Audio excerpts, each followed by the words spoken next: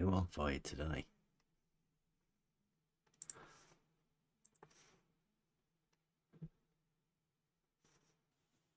But okay, so some of this is some of it's pre-recorded, but it's gonna be give me the ability to overlap the vocals at the end. So most of it's track, but then some of it's me. So okay, here we go.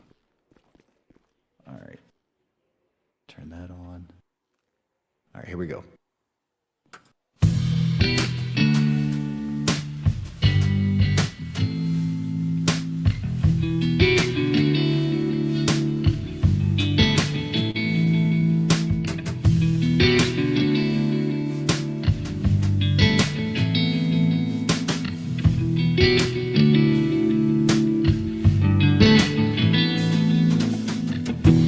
Lateral position, clearly defined.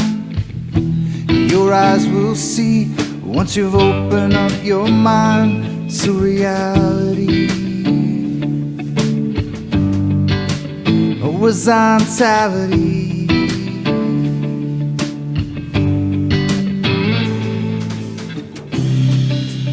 Be still and know. Be still and know you're living in reality. Horizontality.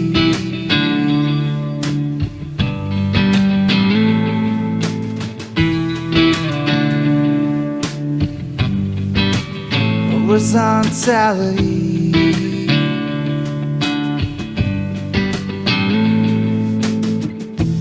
Vertical position is hanging down. No matter where you are, parallels are all around in reality. Horizontality.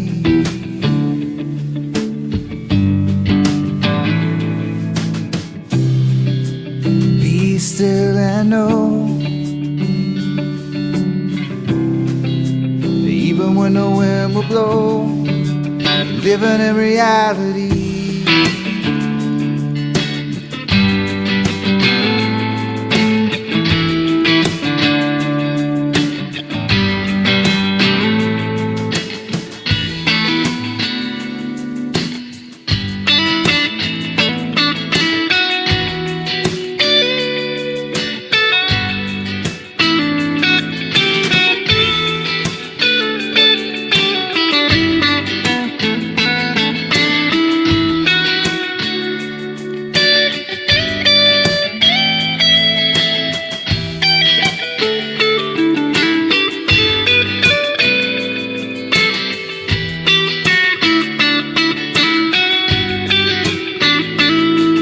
To the next level.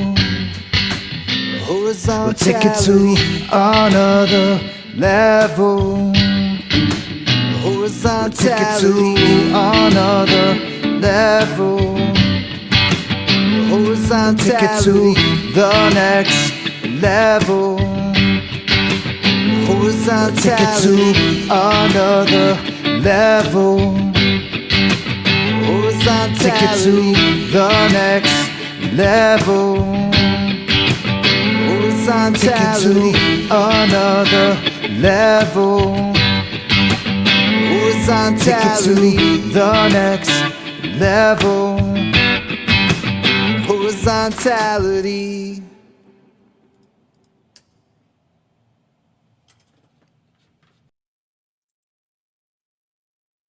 And we are live. Welcome everyone. That's a new intro. Do you like that? The theme of the bit at the minute. And we're going heavy on the horizontality thing. So Buster and Cleary, that one I think. It's gonna become a favourite, I think. Another one we're waiting for as well. Yeah. How do you like that? New intro. I think that next level bit's going to be getting getting played quite a lot. Looks cool. Okay. So, model Affliction Monday. I mean, I don't think anybody's going to be coming to express their model afflictions. But we can point out some of the paralogisms that the model afflicted hold. The ones that give them the ability to automatically think of their model every time. Just knocks reality out of the way. Replaced by model. Think of the model. We've had Rumpus in here today. Begging for somebody to go over to his channel. He might have got upset with Blue or whatever, but doesn't seem to want to take people over there to Blue's. He wants to take people to his channel. Yeah, sorry, I was just yeah, we are late today because I had some business I had to take care of a bit earlier, so yeah, just a little bit late. We're going to continue as well this week. Surveyor week from last week. We're making it into a fortnight. Might even end up being a month while we go over all of the ridiculous things the Globe surveyors are forced into saying, and that's why they've run away. Because there's no such thing as a Globe surveyor. Only characters on YouTube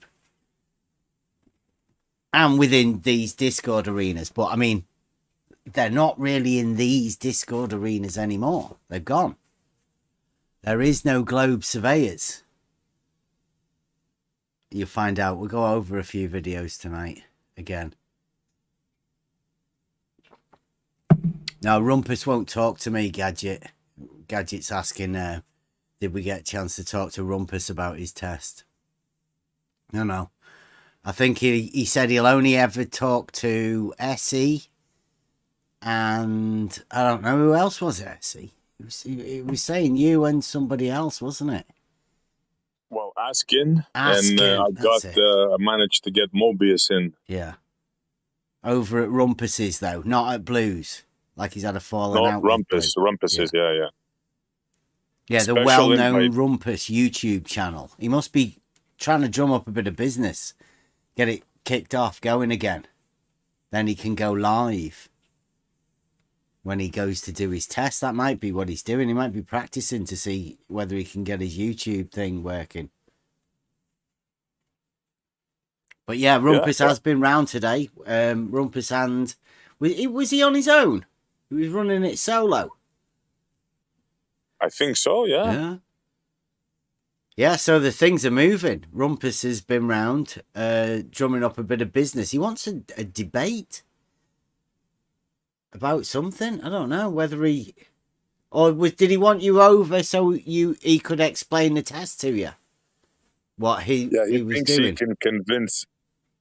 Yeah, he thinks he can convince me about the hump and the drop is not a paradox. Oh, right. Oh, well, that's the big paradox, isn't it? Yeah.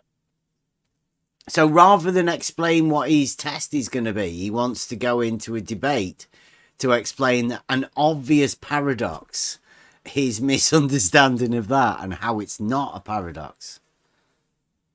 It seems that way, yeah. Nice. Right, well, that'll be good, Rumpus. Just make a video, Rumpus. You don't need anybody else. SE doesn't need to help you. You just make your video of how the drop and the hump, one being a raise and the other one being a drop, two different opposite directions, are not a paradox. Well, Sorry, I'd like to see how he would react as a host, you know? How he would handle the mute button. I think it would be a hoot. Yeah, to see Rumpus both moderator and host and participant. Yeah. Mm. Yeah, Rumpus. That would be good to see, Rumpus.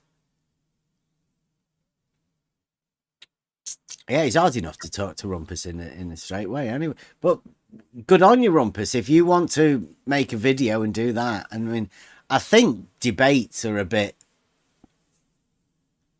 There's never been a debate in this arena, and I doubt Rumpus could possibly be the first person to do that. On his own, solo.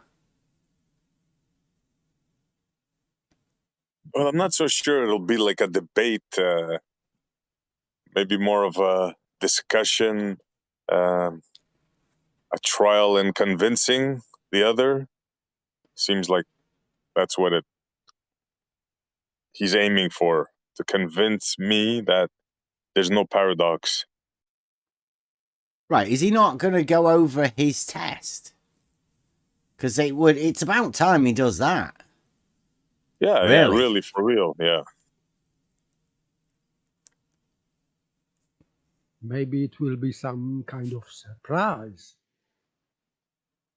Maybe he's hiding something. Maybe he's waiting till the last moment not to give away details. You know, it could be all strategic, this. Yes, modern logic needs tactics. Yeah.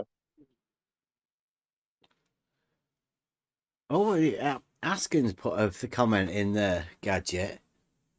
We've got people all over the place. Rumpus has said, or Askin says, I think you need to do your test. What will it show? Are you ever going to do it? And Rumpus has replied, I will do it, and you will see it.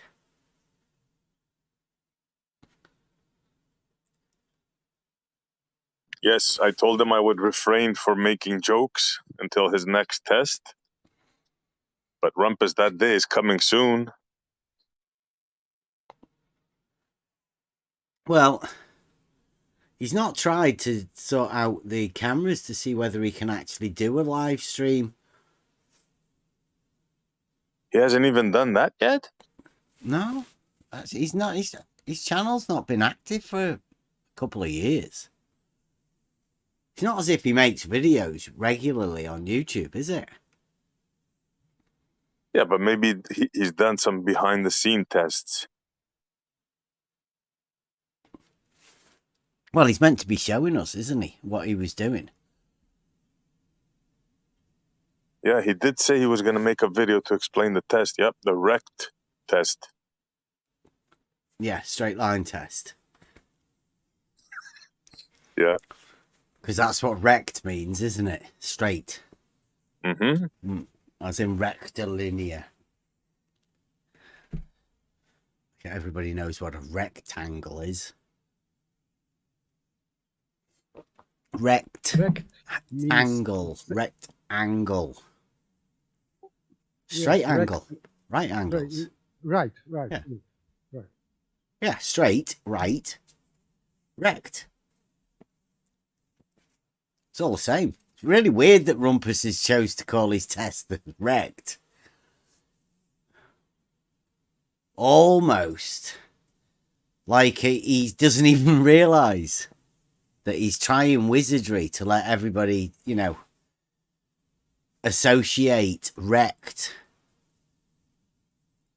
which is a straight line, right angle, rect, a linear rectangle, straight.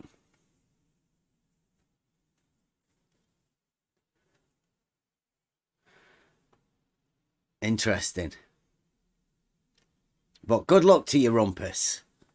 And I think you'd be better off showing us about your test rather than trying to do debates and getting distracted. Concentrate on your rect test at Bedford. We will see and tremble. I would love to see it. Well, we'll definitely be seeing it. Well, I'll be seeing Bedford and the canal or the river.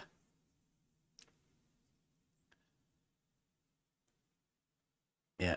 Eric's in the chat there, says Rumpus said there would be a website, multiple videos that were almost done. He never does anything. He just talks. Yeah, that's right. And his supporters on the Globe side don't seem interested with it either. Almost as though they don't believe what he's going to do. It's fantastic that somebody so high up in the echelons of Globe Earth, defenderism, you have Rumpus, such a high quality character as Rumpus. Man of action. Yeah. Yeah, in such high standings. You know, like when they have like open university type questions that the Globers obviously do. I think they have it's called Quiplash or something like that. It's like University Challenge, where they get together and share their geniusness. I bet Rumpus does that with farmers when they go and do those sort of things on the club side. I've seen him do that. I didn't watch much of it. It's too highbrow for me, my liking, that sort of thing. So anyway, today, decided we're going to go over, I've got a couple of videos to go over, seeing as it's the model Affliction Monday. There's a model Affliction that occurs mainly because, and solely because of a model. Like, one of the main ones that we're going over tonight is the triangle. I've also got a bit that we can go over if we want with the surveyors. Our mate, the Illinois surveyor, and actually how to use differential leveling and the understanding of straight lines and levels and the tools that we use. But first, I'll go over a video that so this is only a short video, 14 minutes.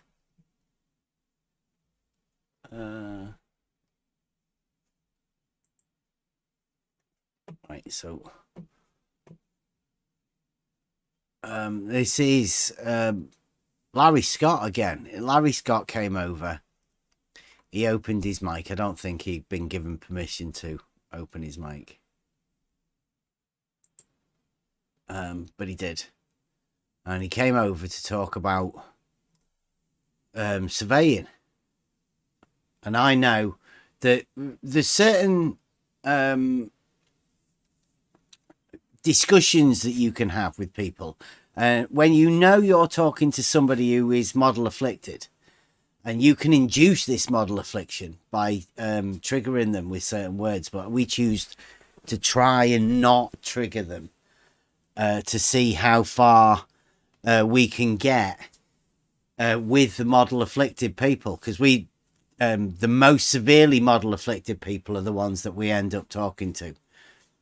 Obviously, Larry Scott is severely model afflicted, and he likes to play the part of a surveyor within these communities that we talk to, people we talk to.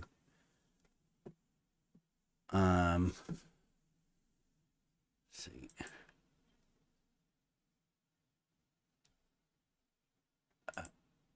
Right. So can you guys see that? I can see. Right, okay. So this is a video that I made, let's see.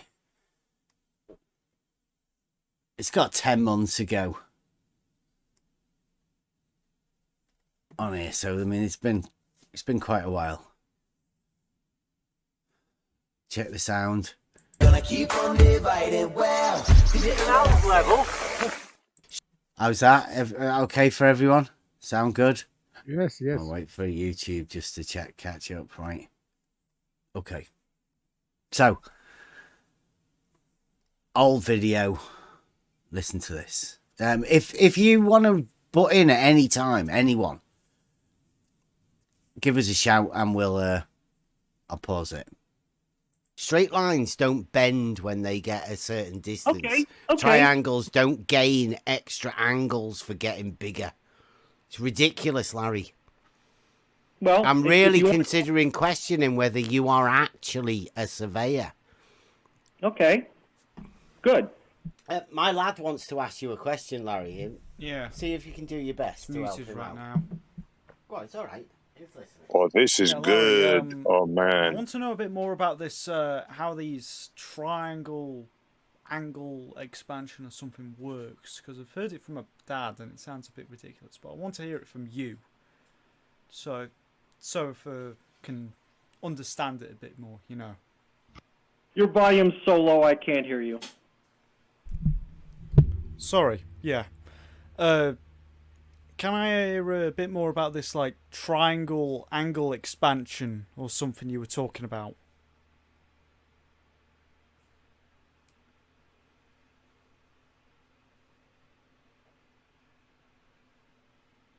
Possibly.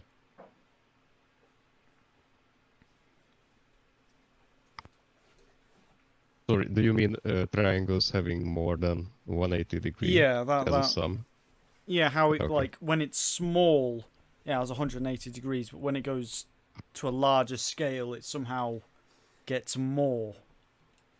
I want to know a bit more about that, see if I can understand it.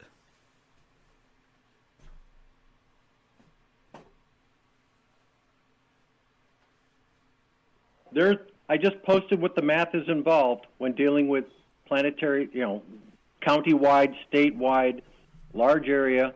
That's the math you go through to deal with the triangles, because the instruments are oriented to vertical at each vertices, and plumb lines are not parallel, as we know. Right, I'm pausing that for a second. Now, this is my son, who's just going through high school. He's on his final year exams in high school. So, 15, young lad, and he's asking Larry Scott. He's heard me saying, I've got a dude in there that says triangles gain angles as they get bigger. They get more angles in them for some reason. And he's inquisitive. He'd never heard of that before. He thought it was ridiculous. Instinctively said, nah, that doesn't happen. And I went, well, do you want to come in? Come and ask him. You can ask him yourself. So this is my youngest lad asking Larry Scott about his triangles that gain angles.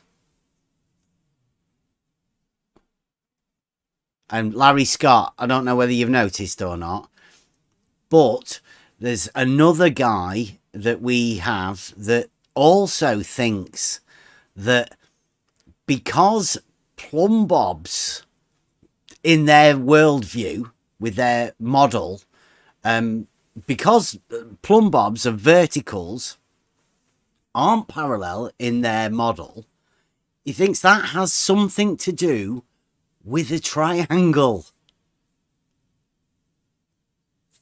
I don't know. Doesn't make any sense to me. And there are other people that also say the same thing. Looking at you, Stark Odder.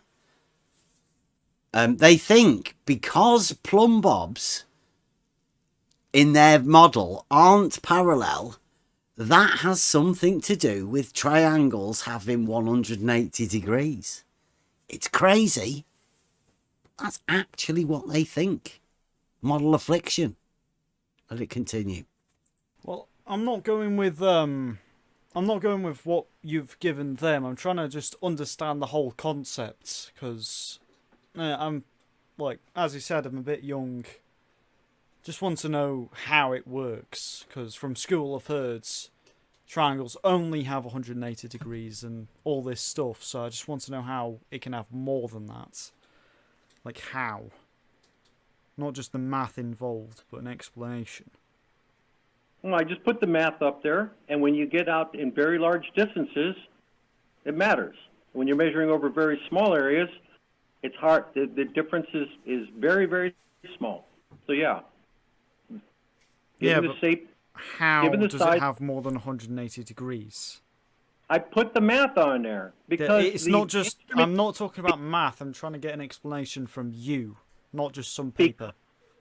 Because in a large area with many tens of miles per side and hundreds of square miles encompassed by that triangle, each instrument is oriented to the vertical. And the vertical is not parallel at two points separated by any real distance. There you go. Again, Larry Scott keeps reverting back to plumb bobs for some reason. I haven't got a clue why he does that. He's being asked about a triangle. It doesn't make any sense because this vertical line or plumb bob is still a straight line, even in his model. Well, I don't understand that. A plumb bob has absolutely nothing to do with a point at one vertices, right, of a triangle. One of those points there has got nothing to do with a plumb bob or a vertical. Those 3 points define the plane that the triangle is on. Yes, that's why I think that it doesn't make any sense for me, at least. Yeah, and for Larry to be pretending he's a surveyor. I mean, obviously, he's pretending to be a globe surveyor. That's why he has to keep reverting to verticals and plumb bobs. But the people he was talking to on the globe side take him as an authority. So this is something for people to ask people. Because the globe people have to take advice from Larry Scott. This is Larry Scott, the globe surveyor. Somehow, triangles have something to do with verticals. Try asking people how. How does that happen? How does it work? Here's Larry. Oh, George is here.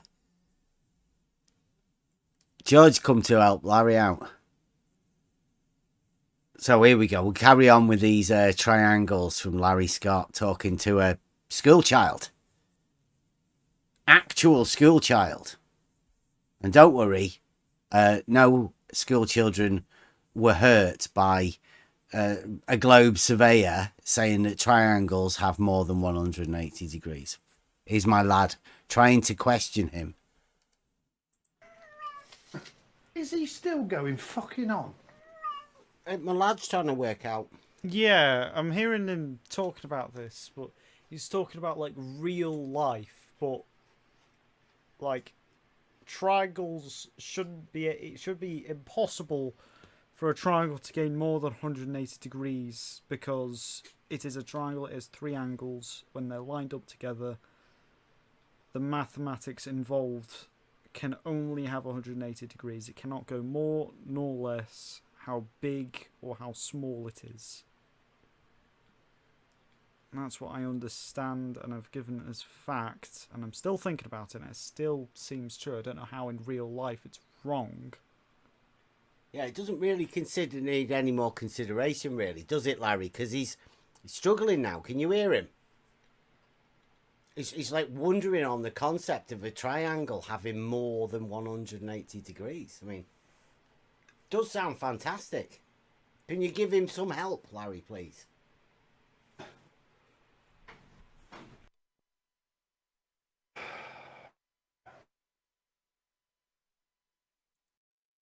Did you hear that breath?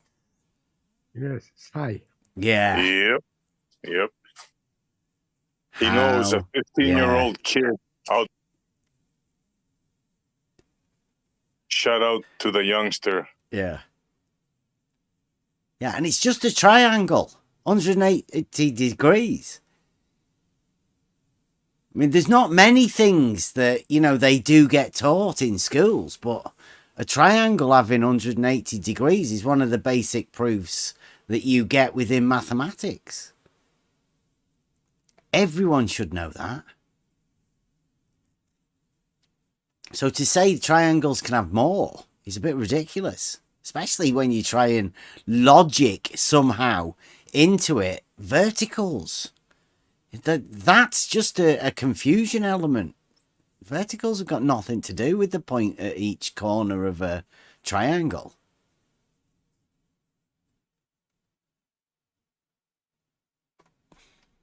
Carry on. Because the spherical excess increases at about 1 arcsecond per 75 square miles. So if you're measuring a triangle that has 250 square miles, you only have a couple of arcseconds total accumulation, and that is distributed across all 3 vertices. And yeah, that's only like not even an arcsecond per angle, and that is small, and that is a singular arcsecond to high reliability is a serious measurement undertaking.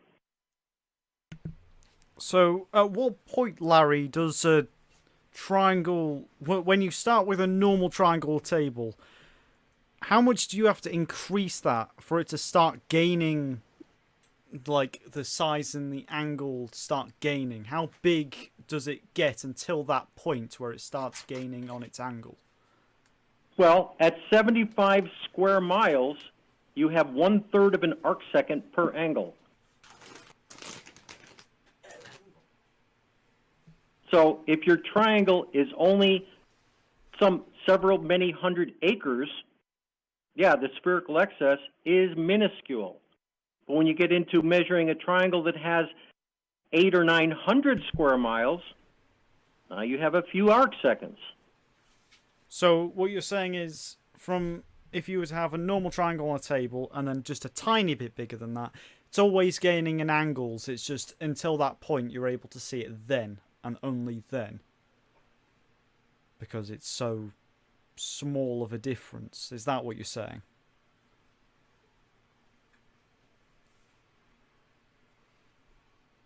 Trying to understand a part of what you've been saying with this whole conversation, not just the whole, because the whole doesn't make absolutely any sense.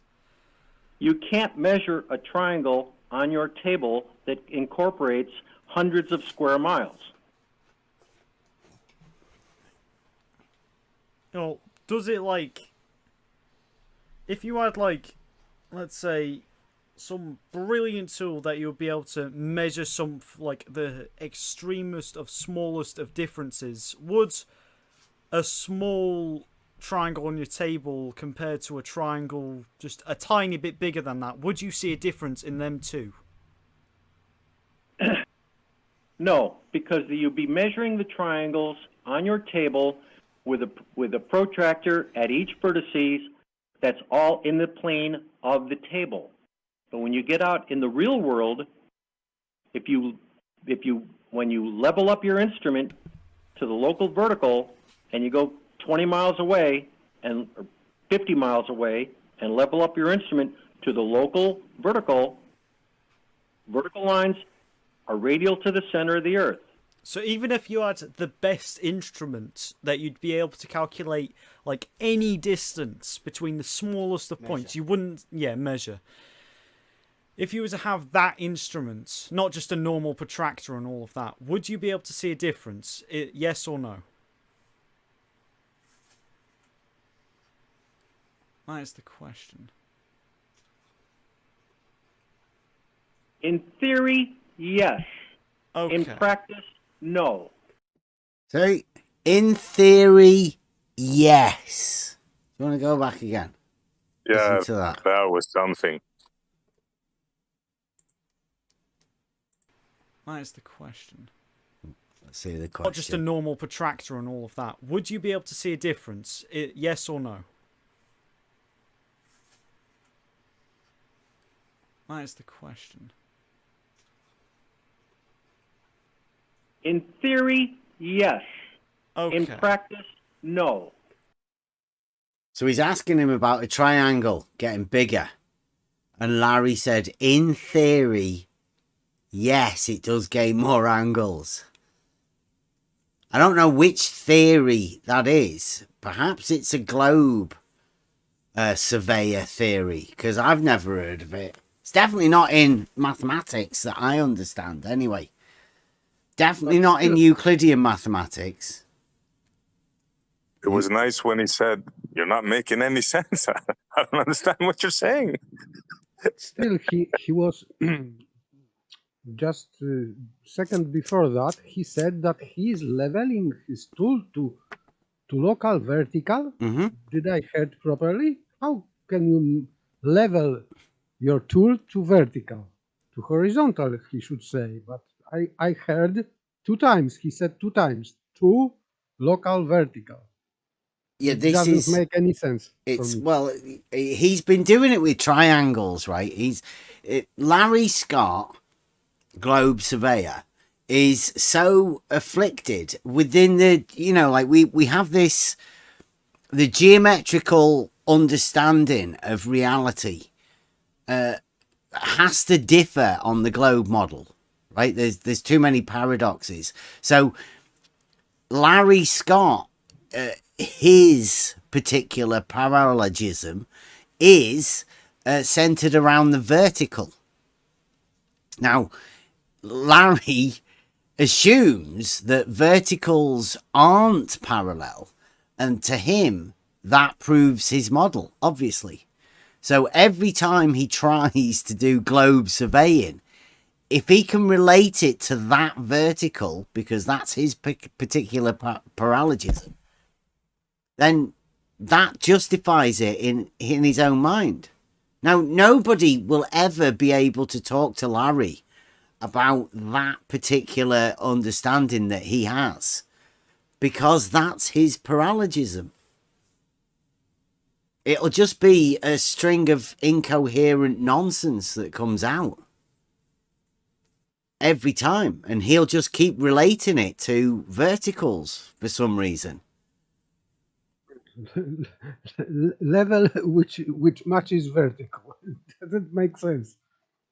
I thought from what you said before about leveling, this is tool which has to establish your parallel to horizon, so horizontal, not vertical. Yeah, it's because that's the only thing they've got, right? In order on their model, because they've got these verticals that aren't parallel, then that somehow adjusts what horizontal is. They don't realize it, but the consequence of that is bendizontal. It's a big circular horizontal. Yes, but next problem arises because imagine their globe, so the adjacent, which is would be curved horizontal line. This triangle, so-called triangle with one curved adjacent, would have less than 180 degrees. Less, not more. Less. This is complete utter nonsense. The one underneath or the one on top. I mean, it's crazy. You can't have all right angles being equal and them having this fantasy geometry that they imagine.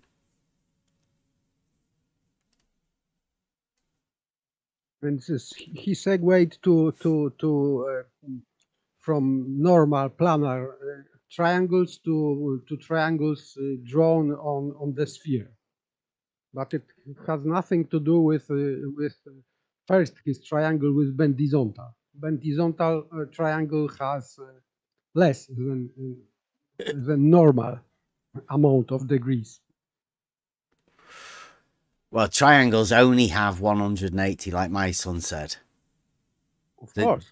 No more, no less. It's not, neither way, right? Triangles only have 180. Provably.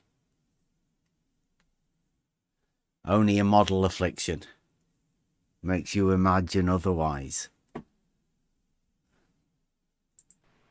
That was quite Okay. embarrassing. Yeah. Imagine a 15-year-old kid questioning you and making you look absolutely ridiculous. Well, this is just an inquisitive schoolchild, right? How many of us were like that at those times? Now, just imagine, for instance, that there's a teacher out there that's like Larry Scott. Yep. There goes a child's education. Mm-hmm. And what if somebody asks him a question about it? You know, well, what if your maths teacher said that it's okay, but I mean, in reality, actually, triangles get more angles.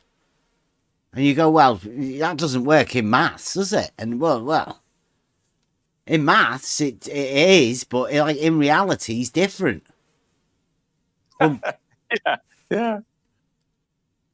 What's a kid supposed to make of that? yeah. Yeah.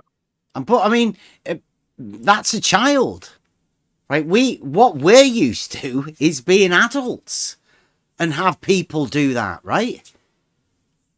The people we talk to, particularly people like Rumpus and Blue and George, and they treat us when they're talking to us like children. Like we don't have any sort of reason in ourselves, being able to work things out, being able to work with mathematical proofs. They're doing this, and this could be any teacher, right? All it takes is the elenchus, somebody asking a question, somebody making a claim. Larry made a claim that triangles have more than 180 degrees. My son was just doing elenchus naturally.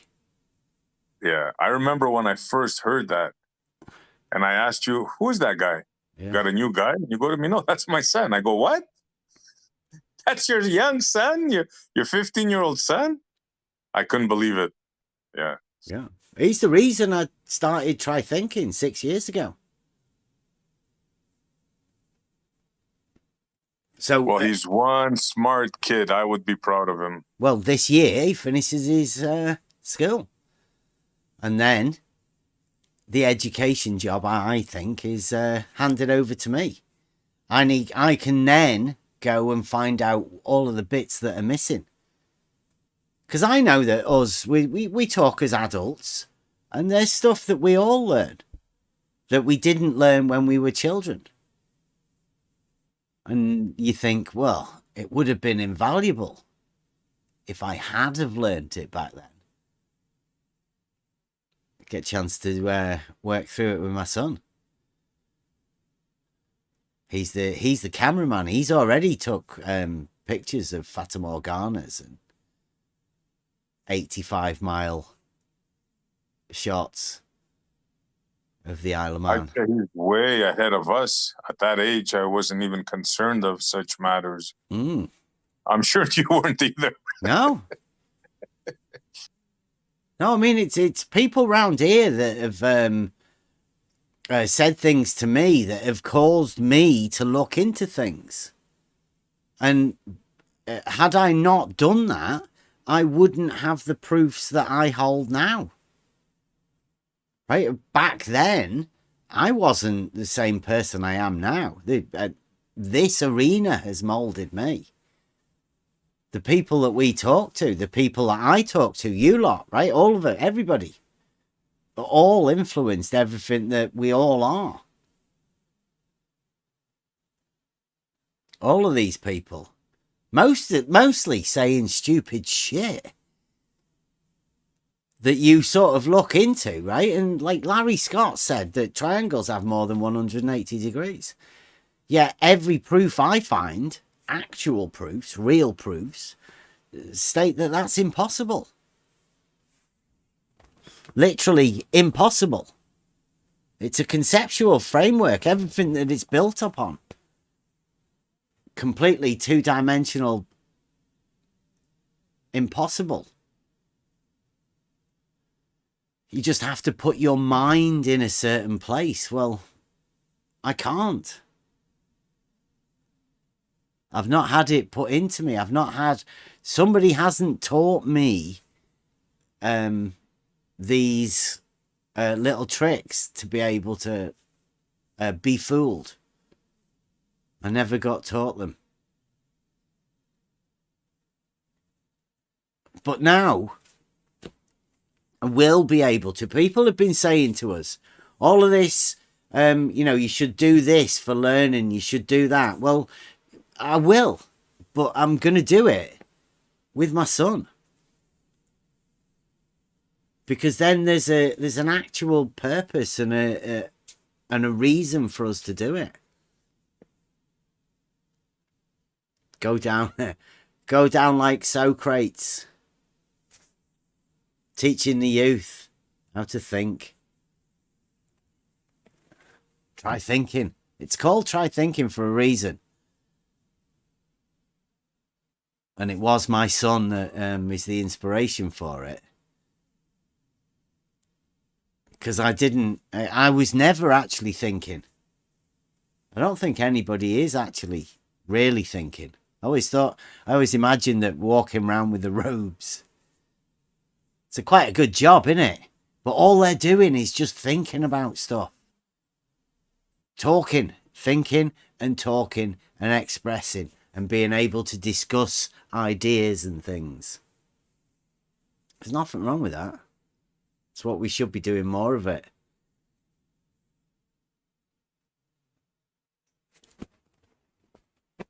Oh yeah, that's what we're doing. And this is partly the reason that we go through this, because there are people that say fantastical things with no backing other than Axiom 1, and I'm talking Axiom 1, Imaginometry, starts off with, it is globe. Tis globe. It is globe. And that's the only axiom you really need, because that's what you go to. Well, we'll go over Imaginometry at some point. We might have to have an Imaginometry day. Maybe next Monday or something. Because I wrote Imaginometry as a learning tool for people to see Euclidean geometry and a sort of like a comedic view of where the globe geometry has to come from, right? That's that. So we'll go over that at some point. Finish this one off here. Triangles with more than 180 degrees. Larry Scott being questioned by a 15-year-old school child.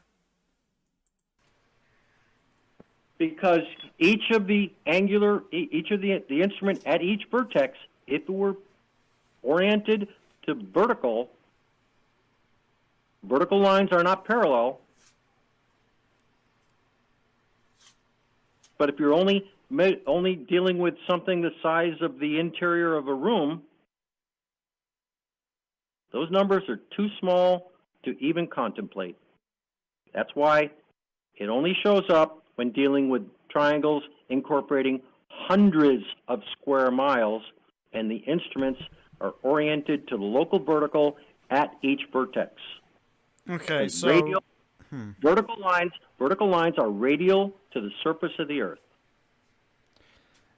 you're talking about a 2D triangle, correct? Two-dimensional. I'm talking about a triangle measured across our Earth, which is a planet. Yeah. So two-dimensional. So where does vertical come in? Because that's how your instrument is oriented. What a question. Bam. Yeah. Chip off the old block. Well, I mean, it's a natural question, isn't it? Not really, no. Well, I think it is. It's just the way I liked this, because this is my son's first ever. Like, I was surprised that he wanted to come in and have a word with Larry, but I guess it was just so fantastical that he had to come in and make sure I wasn't just. Because I've always told him, don't believe me. You want to come check? Come check. And so he did that day. But Too much, man. it's a natural thing. It's like he said 2D Correct. triangle. Yeah, well, what's but for a vertical got to do with 15-year-old it? kid, I don't know, man. I don't think at that age I would make that connection. I don't know. Maybe it's just me. Yeah. But still, at the same time, he's talking about of hundreds of miles squared with local vertical. Yeah. And he was Doesn't jive, I need instant. Yeah. Like, he didn't think about it. Like, the question came like right away. Bang. You know? Yes. Well, Yeah, yeah. impressive. Yeah, it's simple. But I mean, yeah, what I was more impressed at was the fact that he didn't seem to submit to Larry's authority, right?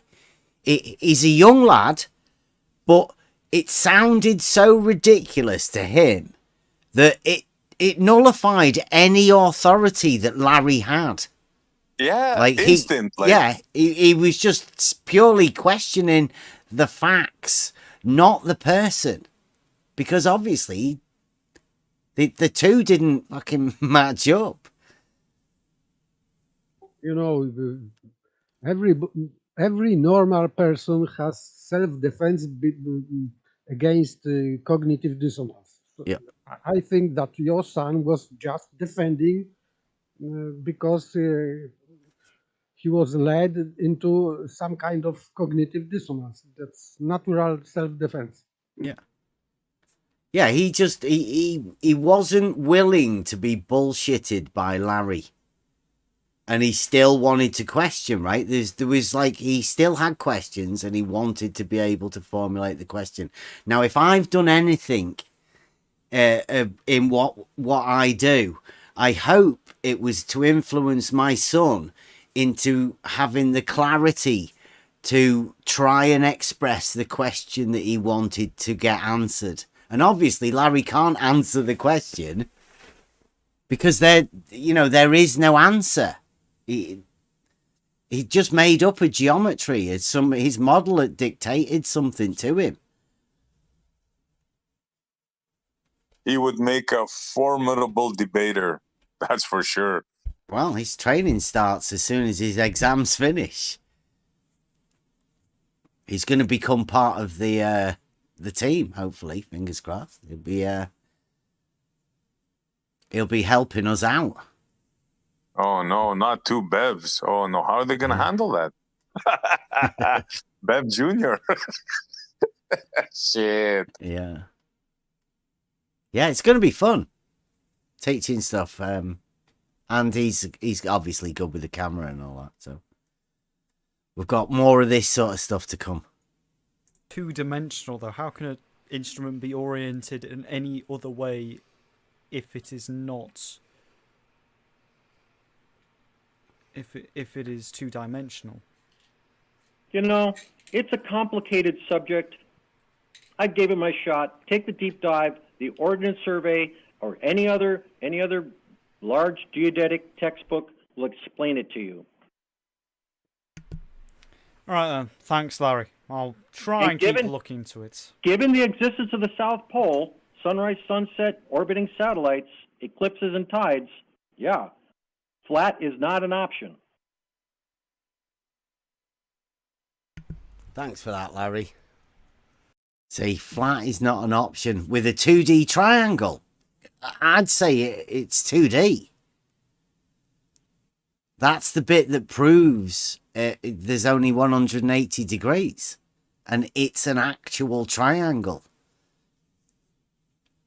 Yes, we have on the screen this adjacent. So on curved ball, it would be convex. So this triangle should have less than than 180 degree, and there will be no right angle here. So he messed up, this Larry, completely messed up.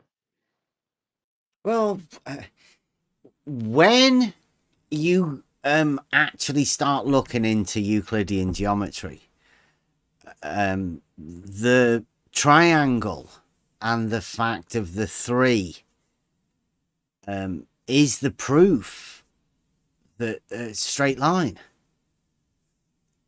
So triangles only having 180 degrees is a provable fact, because in reality, that's what basically makes up the circle and the sphere, is the conglomeration of those 3 points together to make the right angle relationship. It's fantastic, really, because the entire shape is based around the X, Y, and Z axis of all of these 3 planes that are all perpendicular to each other. That's what gives you the formulation of triangles being able to have 180 degrees, and you being able to predict sides using trigonometry of the sine, cosine, and tangent of the sides of the triangle. That's the importance of this mathematically. Yes, trigonometry without straight lines and triangles, it is impossible, completely impossible. Which, when you hit, hopefully will bring this around.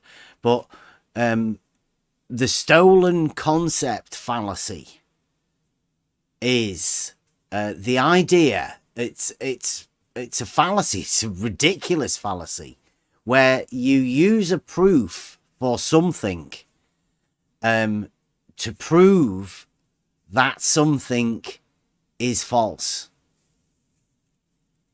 You borrow the proof of the thing to prove that the proof wasn't real. It's so far removed and so Alice in Wonderland place to put your mind. It's where the globe model lives, and this is one of them.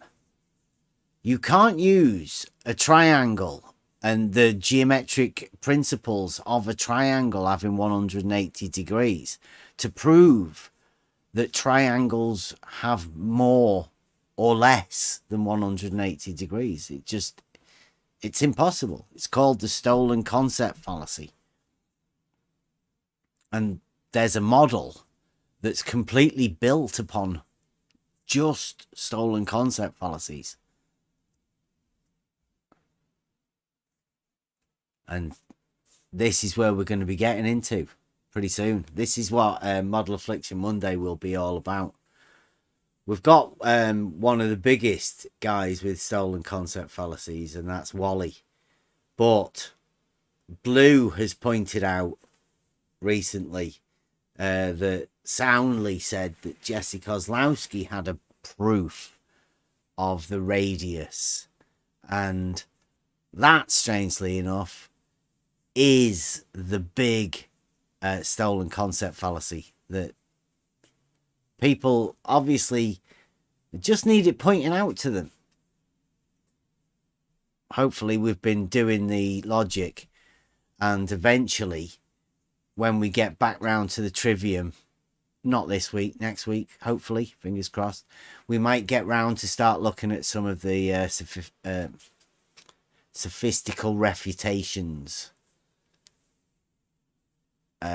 which is the fallacies. But the stolen concept fallacy is so ridiculous an idea, it won't even be in the fallacies from back then,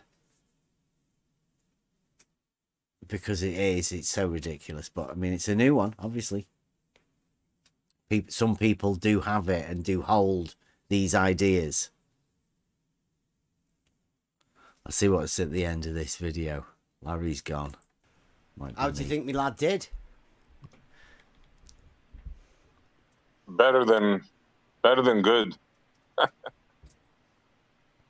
I think he did very well.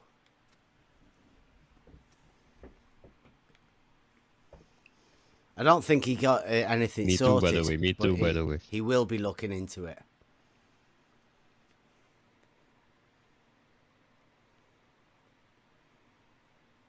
We will It's be like looking when into people hear these really strange things that they've never heard before, Larry. They get inquisitive. And they want to come and ask the people that say these things how they know that and why they say such things. I'm still of the opinion that triangles only have 180 degrees. I mean, I think you're mad. I think you're claiming that you can do impossible things. Well, so does the ordnance survey. So I could agree with them or I could agree with you. Well, the Ordnance Survey think you're mad as well. Is that what you said? The ordnance survey has vast wealth of published values on dealing with the large area triangulations. So It's well known in mathematics, though, Larry, that triangles only have 180 degrees. Yeah, except when dealing with a sphere, like the shape of the Earth. A sphere is a surface of constant curvature. There is no straight lines on a sphere. Well, you have the line of... if you Can I phrase it? 2 points that are in a line of sight, yep, that is a straight line. How that equates to the shape of the Earth, yeah, that is a point of math. And I could agree with you, or I could agree with Ordnance Survey UK. I'm going to go... Did you hear that? You want me to put it back again? It says a straight line, and how does that straight line equate? A sphere is a surface of constant curvature. There is no straight lines on a sphere. Well, you have the line of... if you Can I phrase it? 2 points that are in a line of sight, yep, that is a straight line. How that equates to the shape of the Earth, yeah, that is a point of math. And I could agree with you, or I could... See, so he does say 2 points is a straight line, and how does that equate to...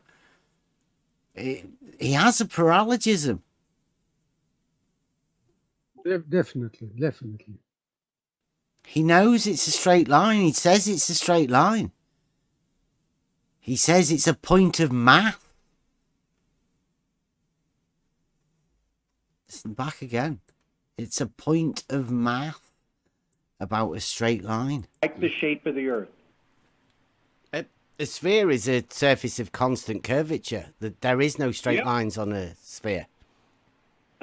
Well, you have the line of... if you Can I phrase it? 2 points that are in a line of sight, yep, that is a straight line. How that equates to the shape of the Earth, yeah, that is a point of math. And I could agree with you, or I could agree with Ordnance Survey UK. I'm going to go with Ordnance Survey UK because that... See, now what's he talking about, Ordnance Survey UK? It's just a straight line. A to B. Line of sight. For triangulation.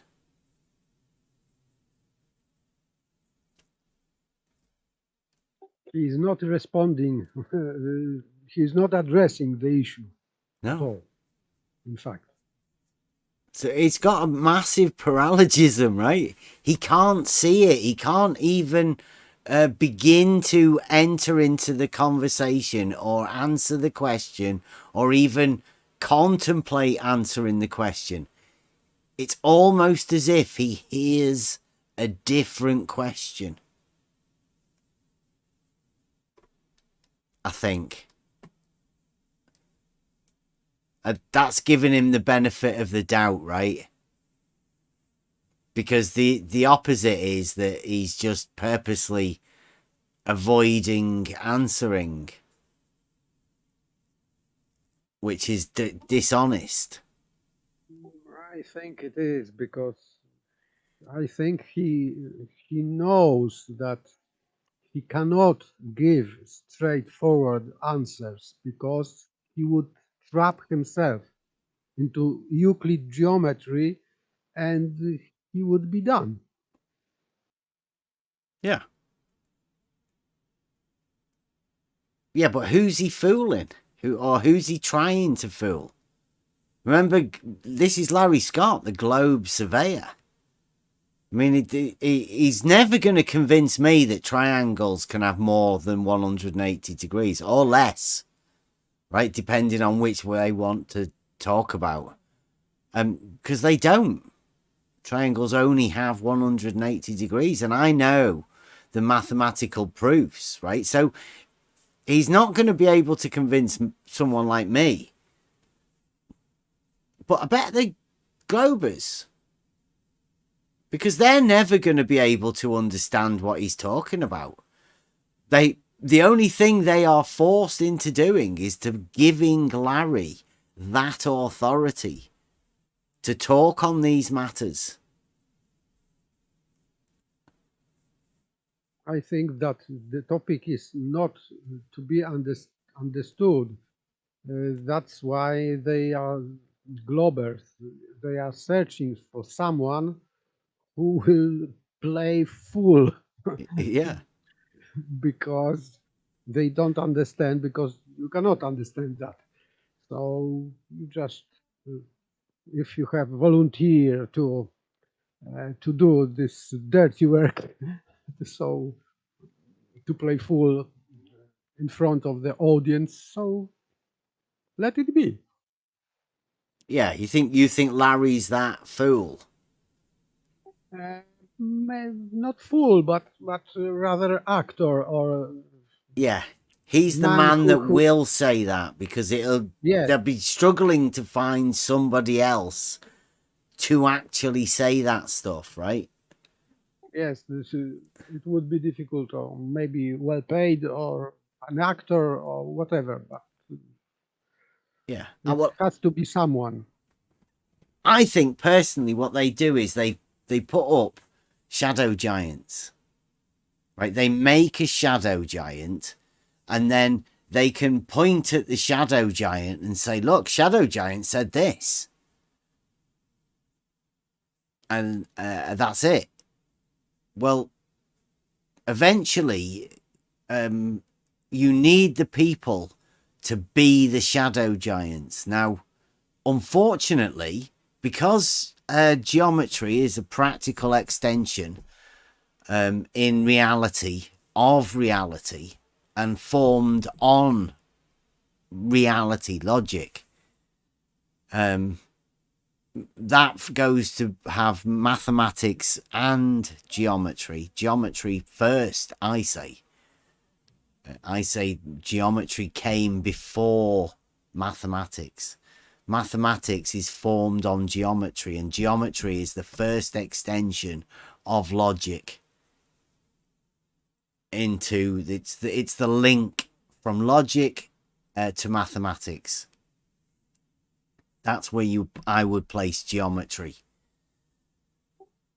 I'd say that geometry is visualization of logic. Yeah. That's why I personally say people should study Euclid, the practical application of it, but not for the geometry, but for the understanding of how logic is formed and the use of logic in forming proofs. Because you can take that logical system into anywhere, and the logic will apply as though it is based mathematically, because it is. That's logic. Maths is based on logic, and logic is a reasoning way for you to be able to come to the best truth you can come to. I think that's the use of logic. Yes, logic works both ways. So generally, as I understand geometry, it's like a visualization of your thought, your mathematical thought, but this mathematical thought is derived earlier from reality. So it goes both ways. But the start is from reality, because, for example, if you have an understanding of what straight line is, you need to see some representation in real world of straight line, because you couldn't have any ability to draw straight line on the paper if you could not see it before somehow in reality, I think. Yeah. Yeah, you need a baseline to start off with, which is what we said, me and Spot on, right at the very beginning was that's the issue. And people can't see that issue. And people were playing the let's bypass the fact that both of us think level is different. In fact, let's not even acknowledge that there's an issue that may even be there. Because in the issue of shape, for some people to think a straight line is a straight line, and other people to think that a circle is also a straight line. That needs to be addressed. That issue needs to be addressed before anything else can go anywhere. And that's where we're at. This is the globe model defenders paralogism based around a straight line. Larry Scott has an idea that a straight line can actually make angles on a triangle greater than 180 degrees. And that's because his straight line is based around a two-dimensional surface that he has conceptualized into a globe model.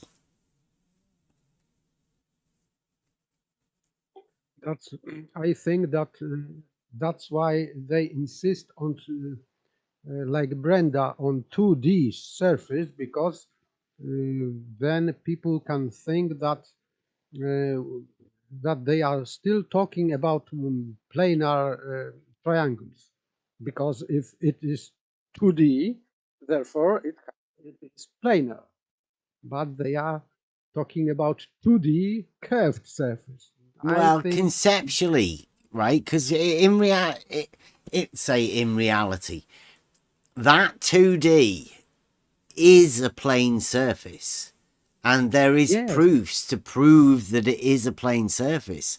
But conceptually, if you want to imagine, and this is the true Penrose or the nutsack, if you want to imagine that there may be a curvature to that two-dimensional plane surface, then you can imagine a globe model. Yes, but it is impossible per se, but they are using this 2D because I think for deception, because people can associate. They are basing on association. They don't want people to think, but only to associate. So people maybe can associate 2D with planar, which is pure auto deception. If listener is listening to them and is associating 2D with planar, therefore he is fooled and teabagged already. That's why I think, because we've always had these discussions about these sort of things, and at first you get the impression that these people are They're lying to you. They're sophists. But then after a while, you come to realize that they don't have the brains to be sophists. They are only tricksters. Well, they've been tricked. I said ages ago, and I didn't know the words back then, how to do it. But my analogy was that these people have been taught tricks by wizards. But the wizards that taught them never told them it was a trick. They never taught them how to perform the trick and why the trick was done and how the trick was done. So they believed that a trick is real. And now they're having to express that trick to people, but they think it's real. So there is no sophistry involved in it. This sort of stuff happens. I think they can do it within about 3 or 4 generations. But now the trick is being taught as real, which has serious consequences for the mind. That's why so-called normal people have problem with recognizing this stuff, this issue with logic, because if they hear about triangles having more than 180 degree because they are spherical, for normal people it's enough. Okay, that's correct, because we will not argue. It's for them it is sufficient explanation, unfortunately, sadly. Yeah, it doesn't make sense because the same surface using the same points on the opposite side is what they call hyperbolic geometry.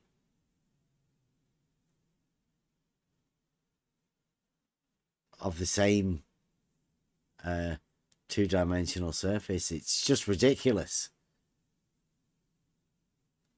Conceptually, how you end up in this position, I haven't got a clue. There is no way out, because even if you are calculating a curved line, you need to use square function. But square function is based on on a square, but square has straight lines. So you are measuring or calculating inside a square box. So you cannot get rid of straight lines anyway, because linear function is based on straight line, so it's measuring only one dimension. But if you have square, so you have 2 dimensions in between which there is 90 degree, x and y, for example, axis, and you have 2 dimensions therefore. So even if you are using squared function to calculate curve, your calculations are based on straight lines anyway. So if you are measuring a curved surface, it is based on cubic calculation. So you have 3 straight lines as a unit of measurement. You cannot get rid of it. Always straight lines at base. Yeah, even with the circle, you can form the triangle and the square and circumscribe a triangle and a square. You can do it with 2 right-angled triangles across the diameter, yes. which is the formulation of pi. Yes, but I am relating this Yeah. with this calculus. They are using squared function. Or you can use cubic or linear, whatever. It's always based on straight line. You never calculate curved line by curved line. It is nonsense. Yeah. Triangles having 180 degrees is the basic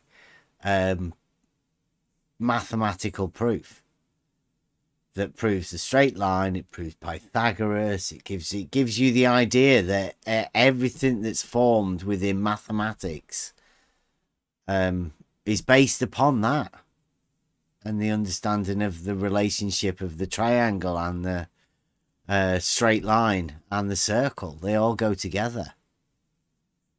Yes, and generally proof for triangle having 180 degrees is based on two parallel lines which are cut by some obtuse line, straight line, and you can see how these angles are related to each other, and they have to have 190 degrees.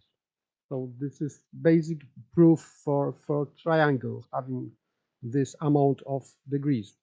It means full half of the circle, always.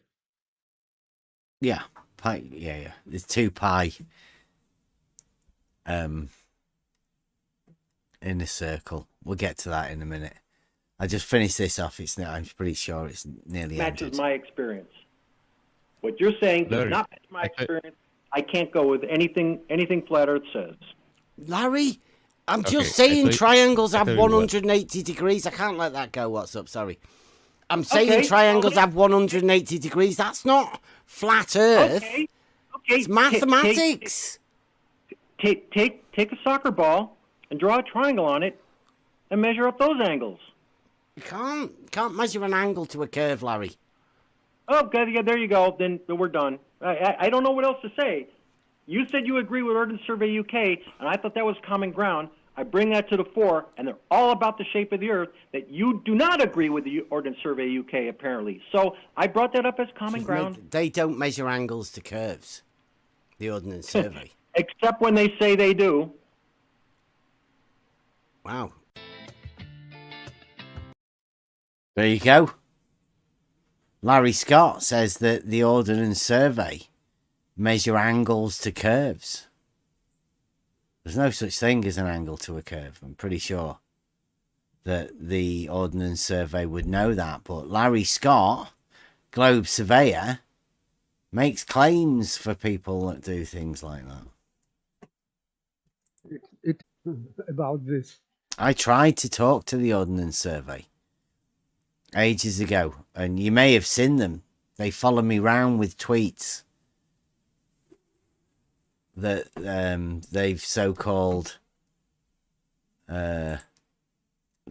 helped them prove the globe for some reason, but gives Larry ridiculous things like that. He says that they can do such ridiculous things as triangles having 180 degrees. DP's got a meme. As always, it's one of the basic stable.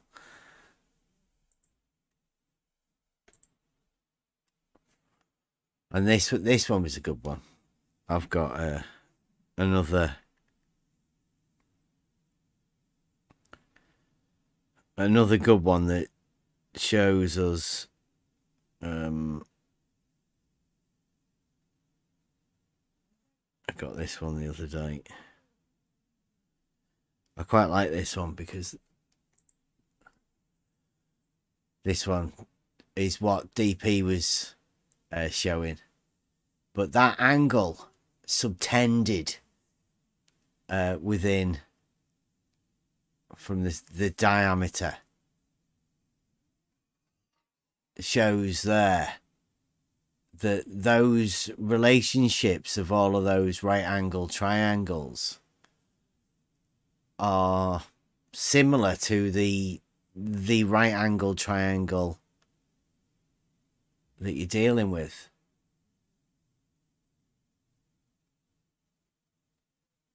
And there's see these ones with 3. There's this one here as well, is the same. So 3, 3 and 3, you've got 3 lines there that are all equal because they're all radii. Yes. And then you've got this one that's parallel to this one, and that's a half of this one. So you've got 3 of these lines again, all equal. And then the 2, this one and this one and this one, all equal. So there's 3 3s within there that go to prove there's 3 different right angles. One big right angle. This triangle is just an extension of this triangle. And this happens within the circle. And that circle can be made any size you want, because this is just the basis of one measurement. Straight line, radius for this circle. These triangles all happen. They are within this circle at any point. This point here, this point here, and this point here could be anywhere on this circumference. This one. And all of these triangles would still occur like this. It's a proof. This is a Pythagorean theorem. This is why the mathematics works for triangles having 180 degrees and pi. Purely geometric.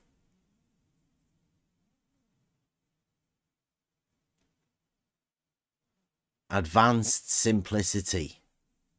It's been right there, staring you in the face. One straight line proves triangles, proves a plane, proves circles, proves pi.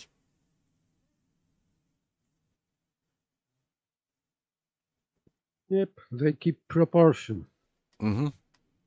Same proportion. It's beautiful. But the proof's been there all along. We've been trying to explain about the proofs of the geometry and all that. This is provable within reality. You can replicate these things in reality. The only question is, can you replicate that on a horizontal plane? Because if you can, then you can make a vertical plane. And then you can start building the formulation of what a X, Y, Z axis is. And then you'll find the reasons how they measure elevations in reality based upon these straight lines. Just get extended.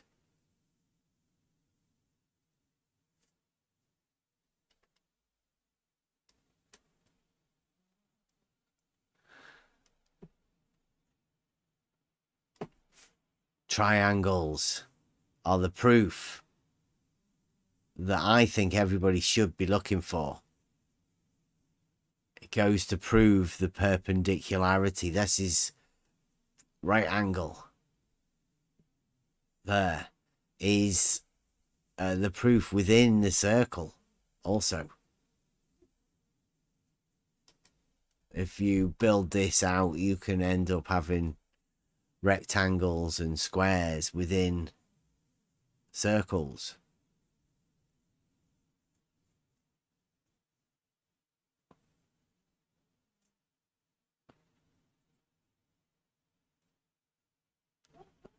This is two-dimensional geometry, Rob. you can't be comparing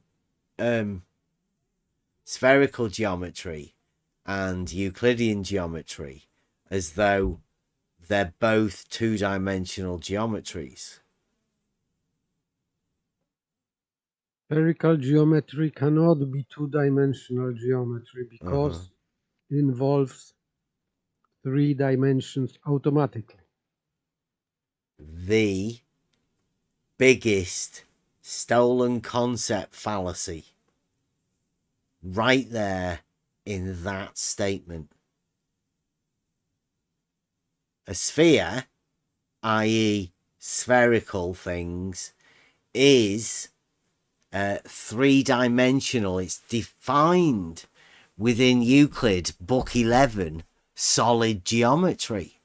States it's 3D, 3 dimensions needed. Stolen concept fallacy would be to use a sphere that's 3D to prove that the surface of the sphere is 2D. Ridiculous.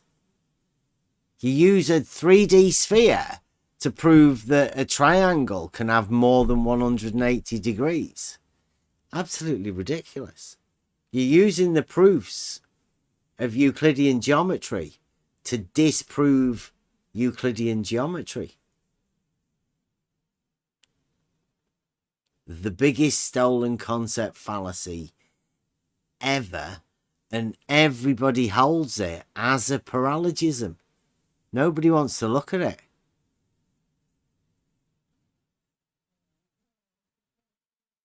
You know, why didn't I see that?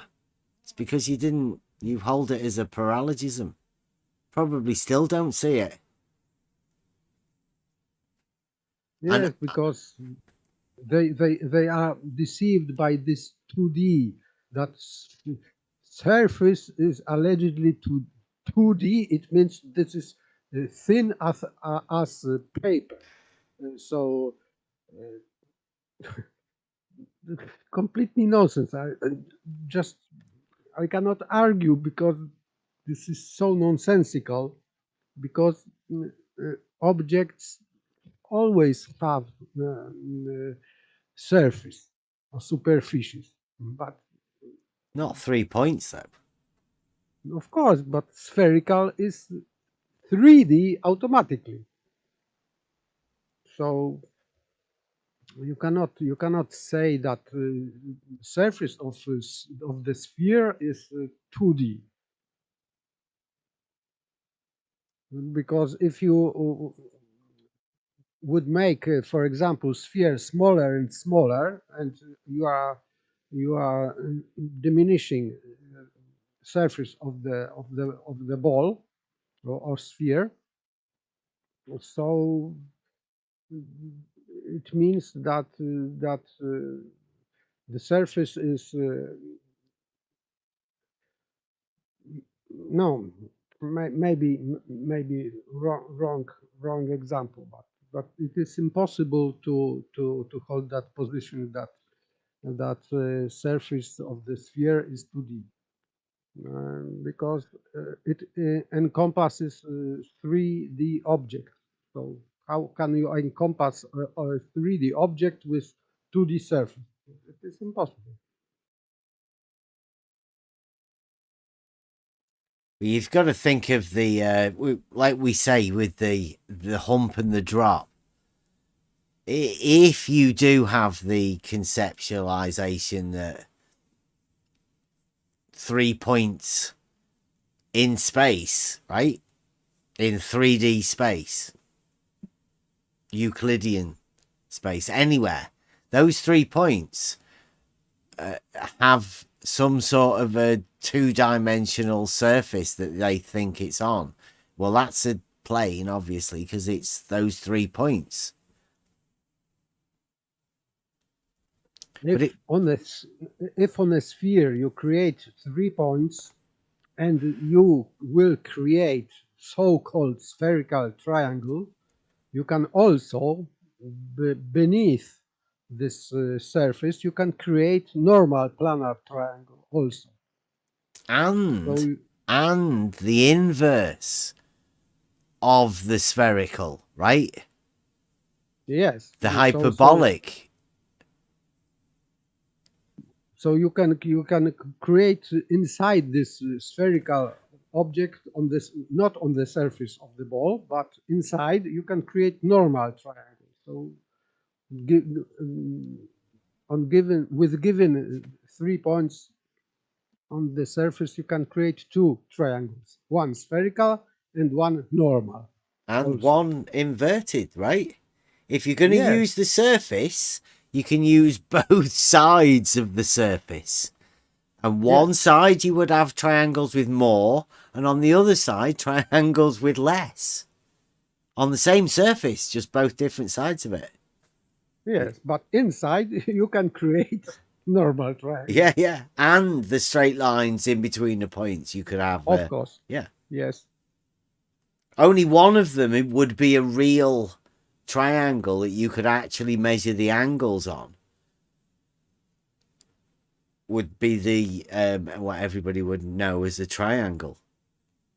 What my lad knows as a triangle.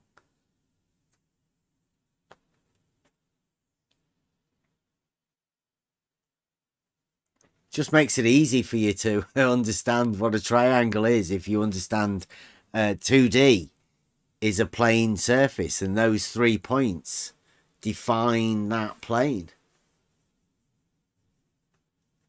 2D means two dimension, X and Y lines to measure, not X, Y, Z.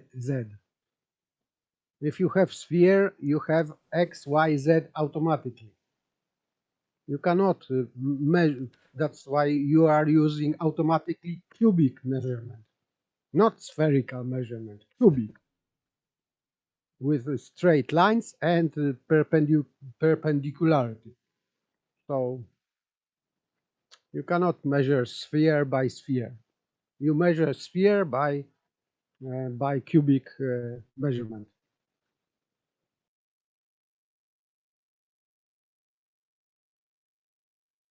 I don't know why people don't get it. Because of their paralogisms. They've got such a founded belief that they're right. They don't need to look or question that they might be wrong. Because it would, the moment you question any of this stuff, the model has to go. You either go mad trying to fit reality around a model that will never fit. You'll never find the pieces to do that. It's not possible. It's impossible. And if you're ever trying to do that, it's madness. You either have to lose the model, you have to be honest enough to say, look, I haven't got a clue, but this model talk linking yourself to a model is going to drive you mad one way or the other. And that goes for any model that you want to have. Unless you want to link it to a geometric model that has proofs. And it's a good foundation to have. A model where you come to your own understanding and realize that you can find your own proofs. No matter how much people tell you you're wrong or whatever, once you have your own proofs, then it doesn't really matter who tells you that you're wrong and you don't understand something. If you do actually understand it, then you can end up feeling a bit sorry for somebody that just keeps telling you you don't understand it when you obviously do. They can't look at this things is hard like that. part, yes, because psychologically it's a hard part, because if you have certitude that you are right, and so and the opponent is trying to convince you or to blame you or whatever, this is hard position psychologically, of course, because logically this is no problem. You are right and the opponent is wrong, obviously, but they are playing games, psychological games. Yeah, they have their own paralogisms. They don't know what they are. They've not got a clue, but they're going to fight for them. And the best way of fighting for them is to completely ignore any issue that makes anybody look at their model or try and link their model to reality. All they've got, I mean, you may notice a complete running away from any talk of the issue, the particular subject that we're talking about. Yes, they always do that, or nearly always, or from some point when they are losing their ground and they can see that they will not win the argument, so-called quote unquote argument with the opponent, they are immediately running away. I see. I don't think it's an argument.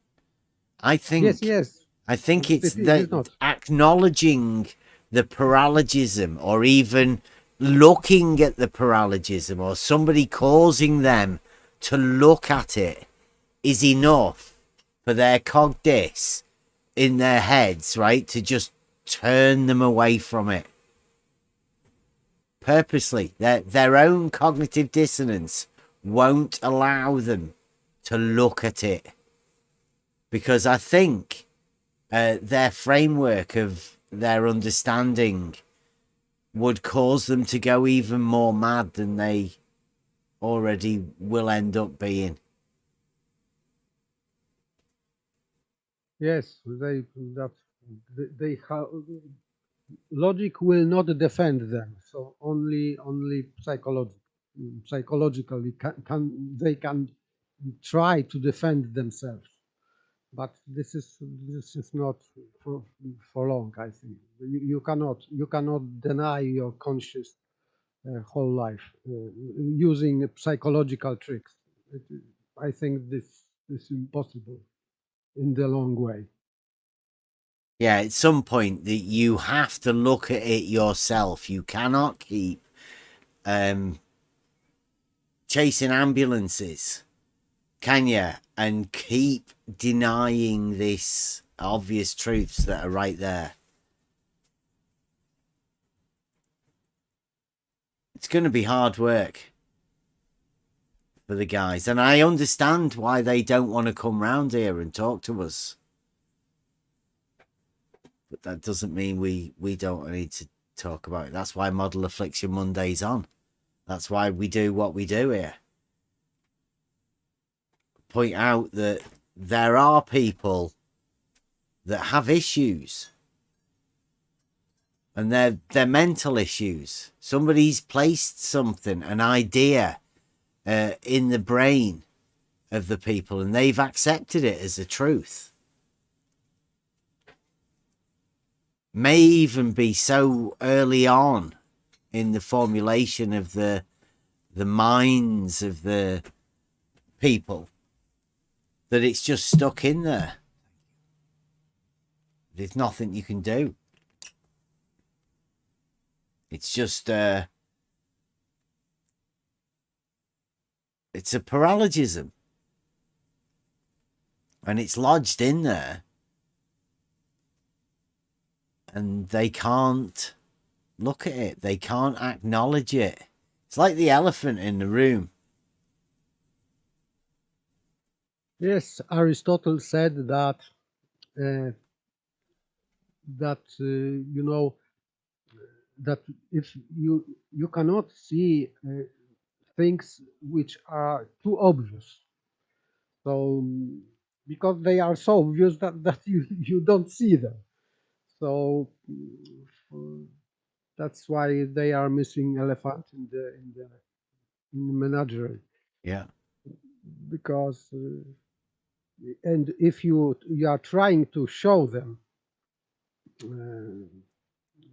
truth, obvious truth, they cannot see, because they, so to speak, have too fragile eyes. You cannot see, you cannot see shining sun without, let's say, filter, but you cannot look at the um, at the light of the sun, because it's too bright, too bright. So sometimes too bright or too obvious truth is hurting their mind. Well, if you've got a model and you one of the most severely afflicted model believers, let's say, then you can't even acknowledge there must be loads of things, right? You have to have acceptable paradoxes anytime anybody brings up something that might contradict the model, any truthful fact. I once said at the beginning that all you have to do is get to a obvious truth first and make that statement first, and then Yes. the model afflicted will have to argue with you, because they've said that you're a flat earther. Yeah, that's why normal discussion is starting with axioms, but now they are going away. They are creating new so-called axioms, which are not, of course. So we are, I think, on this stage of history, so to speak, that people are starting to deny obvious things, like common notions and axioms. So this is terrible, because in fact you cannot discuss with person who has who is so disconnected from axioms and common notions that it is rather impossible to discuss with a person of that kind, and any topic, because he will deny everything at every stage of discussing everything. Yeah. Well, yeah. When we talk about things, like I say, I think the simplicity of what we talk about is both new and troubling, like you say. Breaking it down to a simple formulation is upsetting to people, not only because of the simplicity, but because they were blinded to that simplicity, even though people like Aristotle write about it. And these are the things where magic tricks can be hidden. If there's an understanding that people can see things but not actually see them because they're so obvious, they're not seen. Sounds ridiculous, but I understand the truth in that matter. Yes, people. I had many conversations about related topics, but not only this topic. But they cannot. They don't buy a simple answer, because these answers are too simple for them. It cannot be that simple. It must be more complicated. So they are looking for more complicated and sophisticated and confusing answers because truth has to be complicated, difficult to understand. So if the answer is too easy and too simple, they don't buy it. So I had many conversations about topics like so-called flat earth and geometry and logic. It's too simple for them. It is impossible. It cannot be true because this is too simple, too obvious. Well, I think when it gets that simple, and truths are that simple, then yeah, they have to have this complicated issue for themselves, right? Because I'm hoping most of the things people will realize in this is that it's down to the individual and what work you want to put in. Now, if you want to believe, you personally want to believe that it's really difficult and that other people, you hand that over to the shadow giants, right? The shadow giants will tell me my received opinion, and therefore I can imagine I'm just as clever as the shadow giants. But it's not simple what the shadow giants do. It's really complicated, and that's why I can't be bothered doing it myself. I'll leave it in the hands of the shadow giants. Well, that's where a lot of people, I think a lot of people are on a day-to-day basis. Right there in that, well, it's complicated and I'm not quite that clever to do it. Well, the certain bit you get to is it's not that complicated and you can do it for yourself very simply.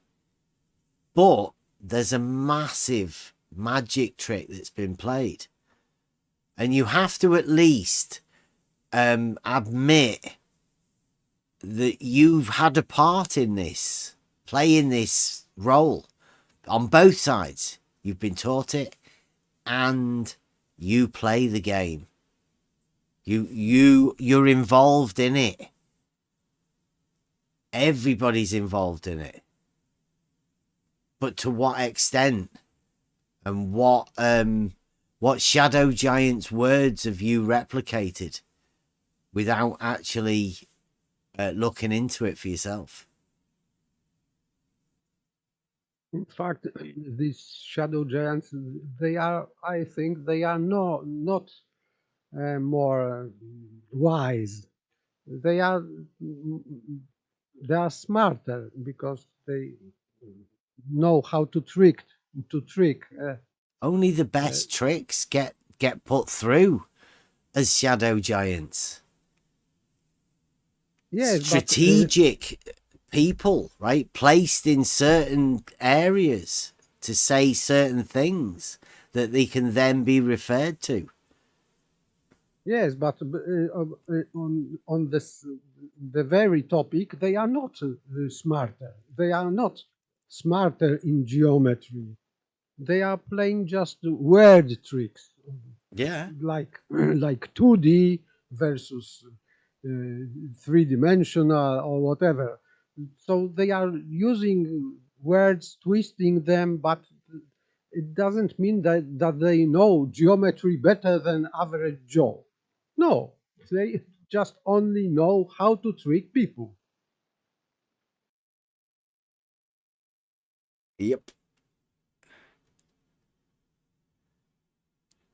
Yeah, this is Model Affliction 101 tonight, based around Larry Scott and a triangle. Whether a triangle can have 180 or more or less degrees. When you understand that an angle.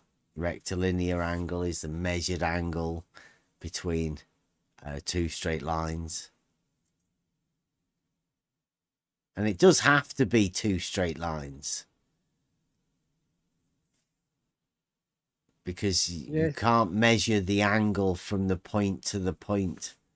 You will always be using the straight line to a straight line. You may use the point as a visual representation of that, but it's a straight line that you're actually measuring an angle from and to. Yes, and you can be sure with a straight line that if you are standing at the other vertex of the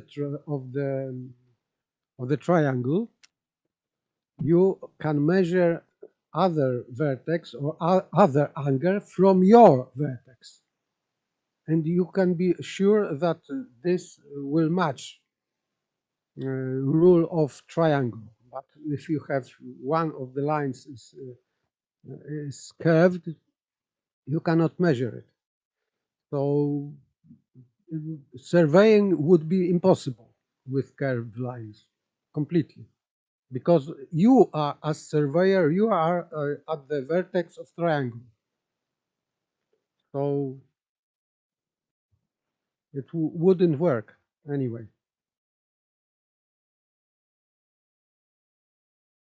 Larry's the poster child for model affliction. He's about crazy. The three vertices, what was it? Some fraction of a microradian. Yeah, some sort of, he said like 2 arc seconds. But I know that there's been debates going on in the past about, okay, we're 2 arc seconds. Well, where do you add those 2 arc seconds? Can you add them to one angle? Or can you give one angle 1 second and another angle the other second, and the third angle doesn't get any extra angles? Or do they have to be spread evenly across all 3? Yeah, it's the 33% rule. Yeah, yeah. It's ridiculous, isn't it, to even ask those questions? But they have gone on. Gauss and all of those having a big debate.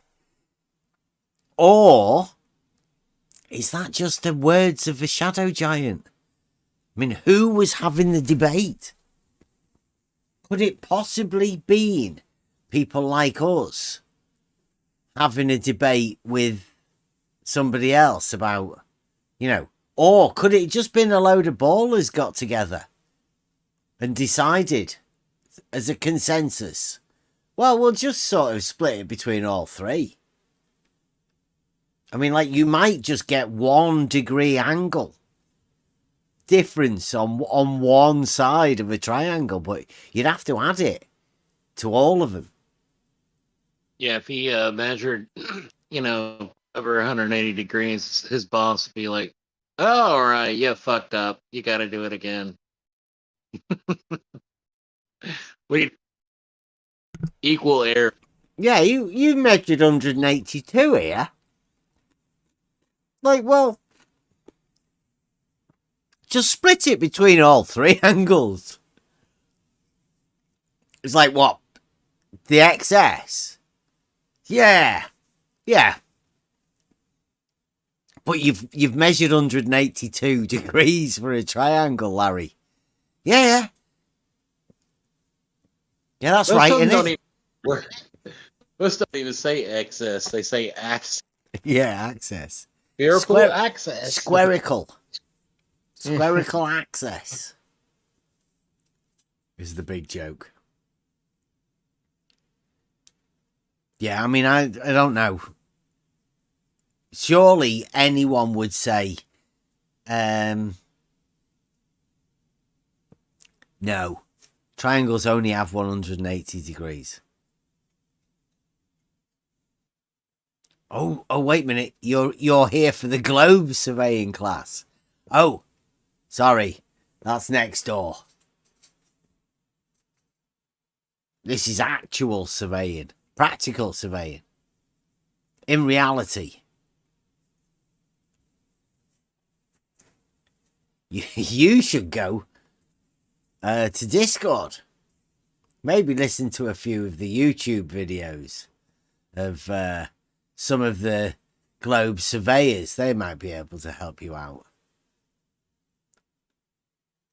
I wonder how much business you'd get if you advertised your business as globe surveyors. People are like, yeah, we got this new foundation. Yeah, we'll make sure we account for curvature of the earth. They'd be like, no, we'll have to find somebody else. Yeah, don't trust those other planar surveyors. They'll never find the drop of the water level here. Or a hump. Do you want a hump? Like, no. I just want to go straight from A to B. Yeah, that's what we said. Straight. Globe surveyors, where we think straight lines are circles.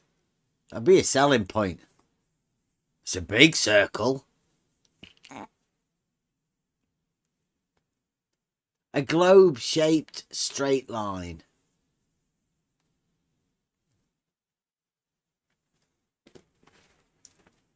Just an arc. Yeah. A straight arc.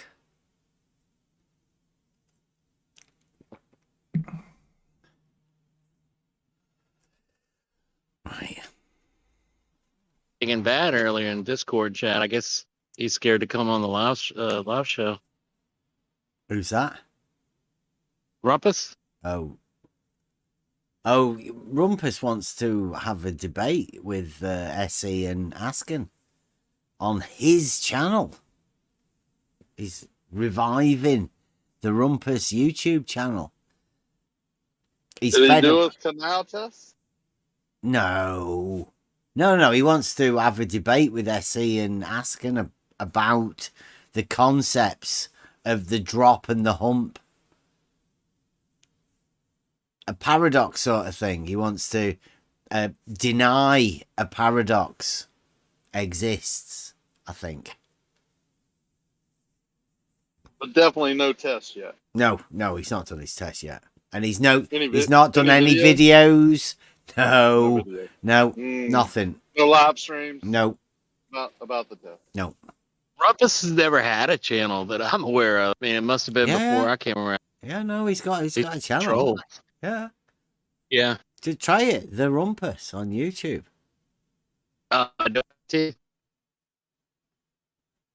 He's got a video he did about 3 years ago now. It might be 2 or 3 years ago. What? Called Utter Moron?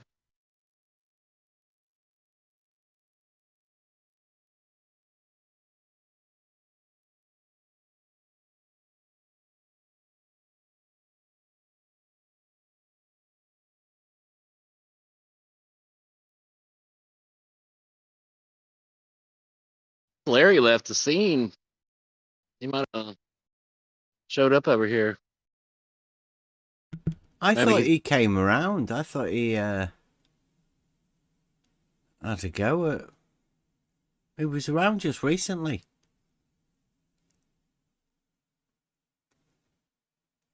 I don't know. Rumpus. Has he hidden it?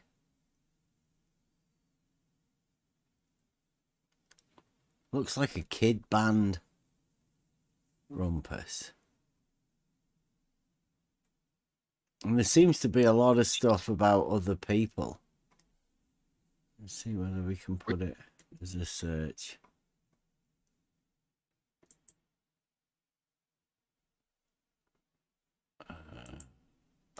Rumpus thinks he can convince me that the double drop hump, there's no paradox there.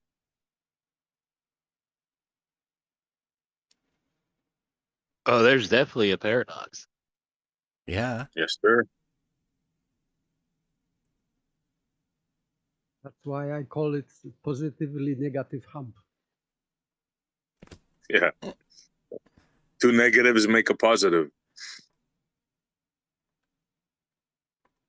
Yeah, I can't find Rumpus on here at all. Even domesticated primates coming up.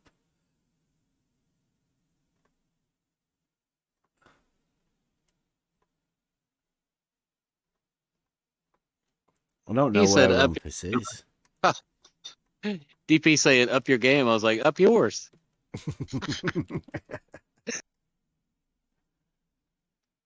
Yeah, I don't know. Has anybody got that link to Rumpus's channel?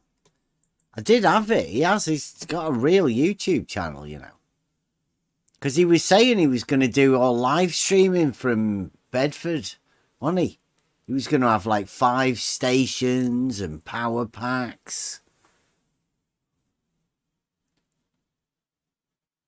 Yeah, 2-man per station. I believe he had 6 stations, 2 men. That's 12 right there, and then at least another 3-4 people. So we're looking at 15, 16.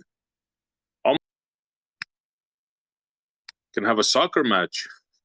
How many Glovers does it take to make a home? All of them. None of them. Paradox. Yeah. I'm worried about it, how they're going to stay hydrated and fed. I mean, 16 people, that's a lot of people. Maid service. I hope Rumpus has thought about that, if he ever does it. I mean, it's been a year or more. Oh, there's plenty of space for tents and all of that on the canal bank. Be quite nice, actually. You might be able to sneak in there and grab you a snack every now and then, Beth. Sleeping with the He's not- sheep. Apparently, he made friends with a farmer there. Allowed him to stash his all his equipment. I don't know whether he's been back to go and check it this year yet or not. Well, he definitely left all his poles there. Yeah, I think I went over that. There is. I've got a video saved over that. What we'll do this week is we'll go back over the globe surveyors and we'll point out that they're not here anymore, right? They're not even here to help Rumpus. And then maybe we'll go over the implications of Rumpus and how Rumpus is going to actually achieve his test, and we'll go over what Rumpus intends to do. We'll hope we can get Rumpus to talk about it, but we'll try and find all of the bits about what Rumpus has done with his test next week. How's that sound? We'll try and get as much done as close as we can get to understanding how surveyors would do things this week. And then next week we can go into how surveyors would help Rumpus do what Rumpus requires. Do you want to like contrast surveyors with curves? Oh, wait a minute. That was bad, Clary. Your voice changer's going out, Cleary. Yeah.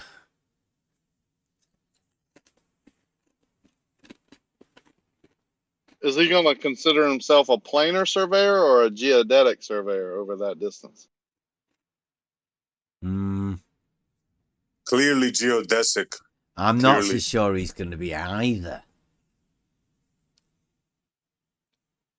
Because it'd be hard to base your claim on anything substantial when you're not using proper methods, which Rumpus isn't. He's only got the words of George, hasn't he?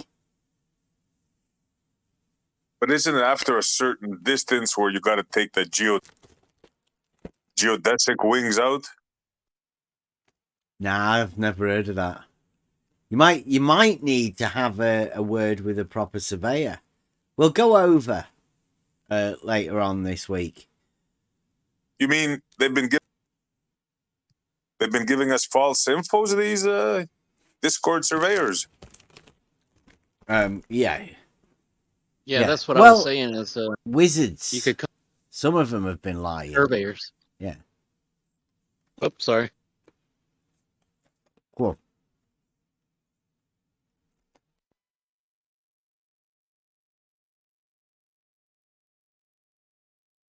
Am I coming through? You got to Yeah. fix your satellite, Cleary. Oh, okay. Yeah, sorry about that. Yeah, I was just saying you could contrast the real surveyors with the curveyors. Is that what you're saying? 1 week do one week do the other? Well, yeah. Well, rather than go a full week of bullshit from the conveyors, globe surveyors, this week we'll contrast them. Like today, obviously, Model Affliction Monday, we've gone over Larry Scott and how Larry thinks that triangles have more than 180 degrees. Well, Logic Day tomorrow, we maybe go over, the other side of it and how triangles only have that and the logic behind that. Wednesday will be the hump day. Maybe we might be able to go over differential leveling, how it's actually done, and contrast that with the drop and the hump, how you would measure either of those on Wednesday. And then Thursday is actual geometry, Euclid again. So, I mean, we can turn it on and off, right? But yeah, the idea this week, I think, will be to go over real surveyors, how real surveyors work and what the globe surveyor claims are. And then next week, we can go over Rumpus's Bedford level test and contrast that with the methods that would be used practically and imaginarily. Yeah, one group measures, the other group calculates, try to figure out which one's which. Yeah. Yep. Measurements or calculations. Which ones would you actually trust? And would you trust somebody to take the measurements and then calculate the measurements to be different, i.e. stolen concept? You can measure 10 meters. I will take that 10 meter measurement and do a calculation and tell you that 10 meters was actually 10 meters and a bit. But it wouldn't be enough for you to notice, but you didn't know. You thought it was 10 meters because you were the one to measure it. But somebody else can use the calculations of a shadow giant to tell you that what you did wasn't right. And that's the globe model, I think. Because you'll never get anybody to talk about that model. Try it. We've been trying for 2 or 3 years. We've been pushed away from having the conversation because nobody can have the conversation. It's a fruitless idea trying to have a conversation with somebody who can't even see or understand the questions you're asking. Because contemplating answering the question would make them see something within their model that they wouldn't want to. Contradiction anywhere. Yeah. I mean, why was it a single one of them, God or the main surveyor, and say, "Hey, buddy, I saw your video. I'd like to, question that." They don't. They just take it, go with it. Well, yeah, the guy that may or may not be from Maine isn't going to come back. Not as that guy, anyway. That character's been ended. He's gone. Same as the Jesse Kozlowski character.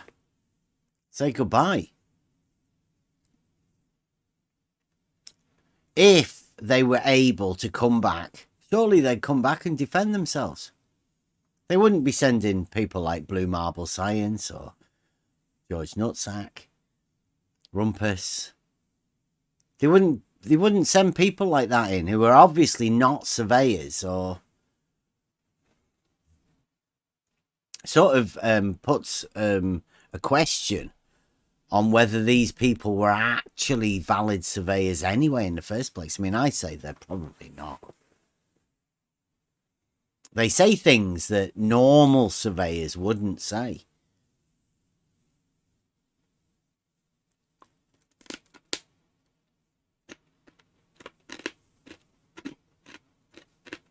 They cannot come here because they cannot answer simple questions. They cannot, just cannot. Yeah, Blue's a book dealer now.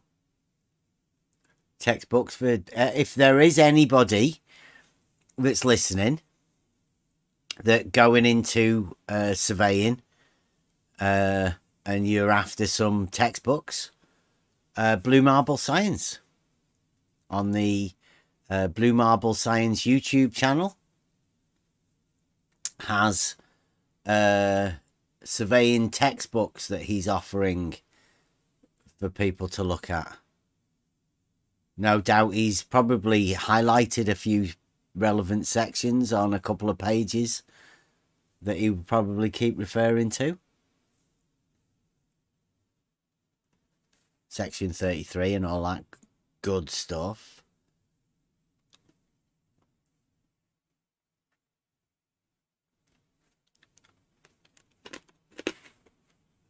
Unfortunately, in a new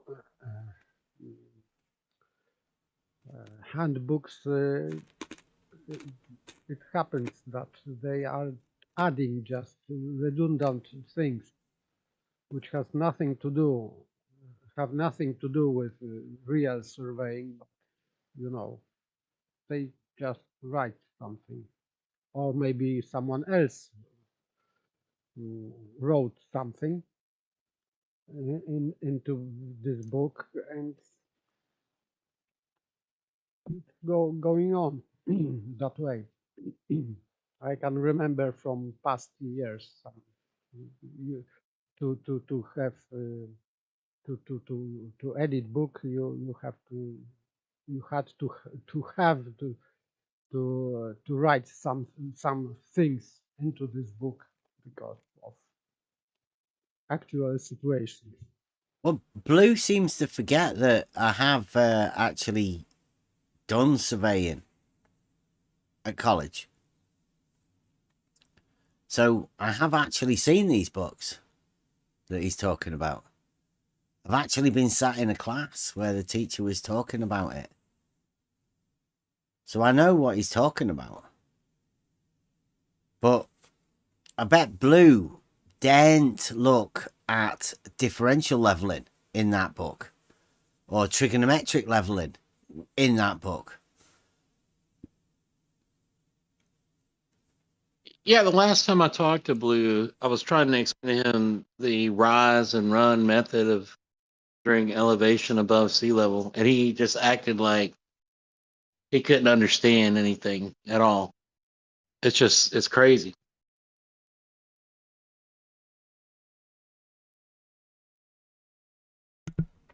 I've been saying for quite a while that rise over run is a common term for finding a grade, a slope, either the angle or it's like a percentage. A couple of different ways that they express it, but it's a ratio. It's the rise is a vertical change and the run is a horizontal distance. Horizontal like and stairs. vertical. So it is measured separately. Yes, Stair step. horizontal separately and vertical separately.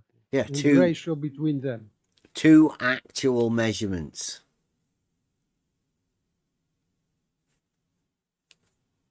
Giving you the hypotenuse. Actually, it's that right angle within the circle, but anyway, it's just a perpendicularity of the vertical and horizontal allows you to know the other length of the other side. There's only one shape you can do that with, and that's a triangle. A few requirements. Well, only one requirement, really. Sides are straight. All of the other things come together with that.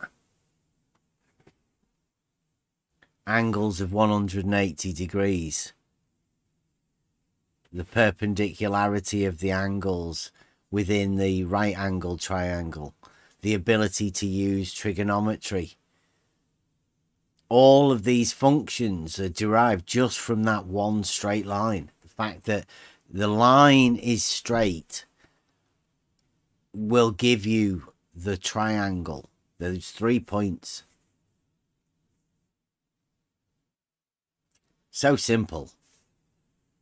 Also right angle, because if you are, for example, if someone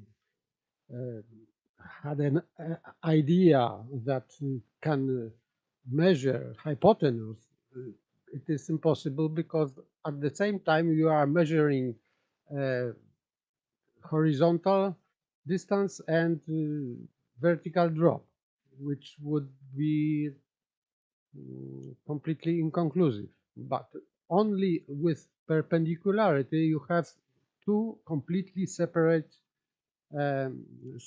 measurements, because if you are measuring horizontal, you are measuring horizontal only, and if you have right angle to that with vertical, you are measuring vertical only. So you have two really separated measurements. They are not confused with each other. But with hypotenuse, you will have to confuse two measurements. So that's why I think it is right angle must be there, has to be there. Yeah, in reality, those are the measurements that you would take, hopefully, or you would break your measurements down to those, because they're the measurements that you're after, the rise and the run. They're the ones that are important. The distance between points and the differing elevation of that one in relation to the other. Or, as you're really worried about, the relation to the water level. Put your house, your building, your car, whatever, below the water level of the land, then it will flood. The water will take over that thing.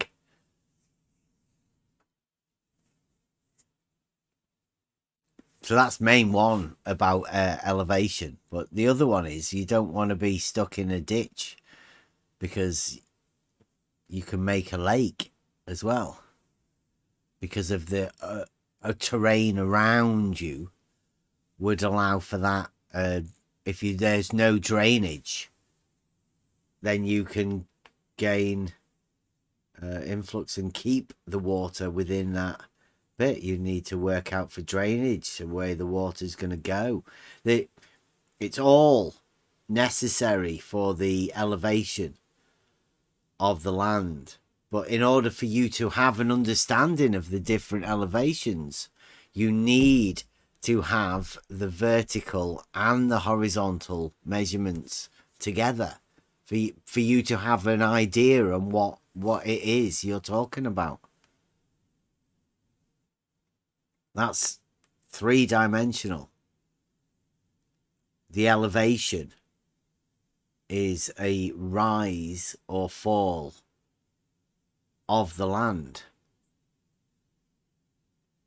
in relation to any other point of the land.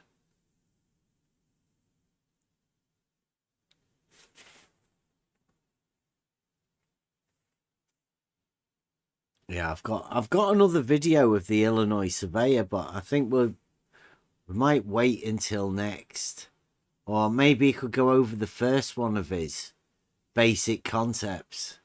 But it's not really model affliction, is it? I don't want to confuse people. I'll bring the Illinois surveyor out tomorrow. This is purely about model affliction surveying. The surveyors that work from the globe. I would state that there are no globe surveyors. They don't exist. There are just surveyors.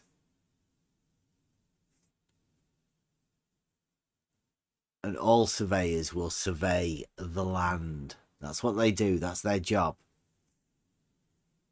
And they'll do it locally. All surveyors survey locally. With straight lines and right angles only, I think. Yeah. Yep. There's two different ways of surveying, right? What you're after. You're after your point or your position to be able to plot on a map. One point in reference to another point. Now, those points can be a point on the map as point in space on, plan, or it can be a datum point, a reference on the vertical datum. There's two different datums. I think they have a horizontal datum and a vertical datum. The horizontal just puts a point on the map. That's the horizontal datum. So on the X and the Y, you just have to put in a point there. But you also want to go with it that isn't really able to be marked on the map is an elevation, the 3D measurement of it, the rise or fall in relation to something.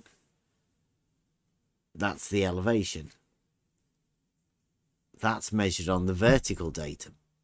So you have a horizontal position and then a vertical datum associated with it that will give you the elevation.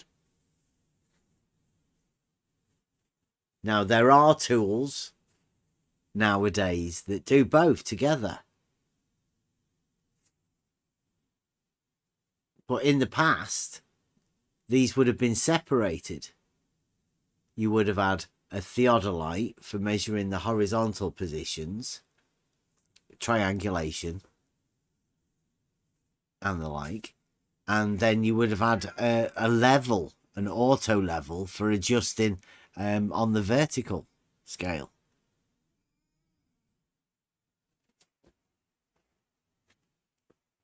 The model affliction says different than that, because they think that is associated with flat earth when it's not. It's just standard surveying practices, differential leveling. So if they say not that, that means something else. But the globe surveyors can't tell you what that something else is. Either because A, they're not real surveyors and they're making it up all the way.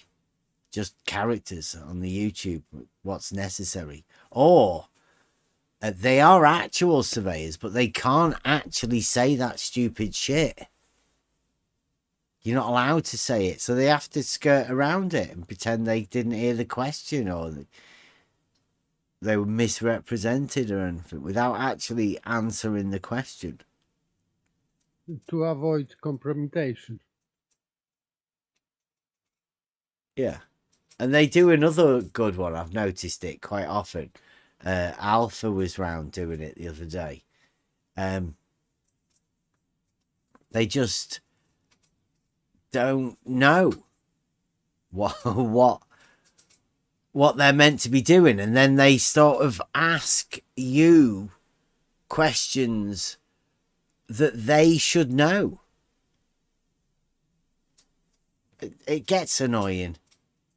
Yes, reversal of burden of proof fallacy. But when Alpha came here, Alpha's still using shadow giants. He's using the people that have claimed to have done things like George, Rumpus, Ranty. These are the authority people that Alpha and the likes are talking about. There's no actual great minds or anything. There's no method to explain it. There's just words.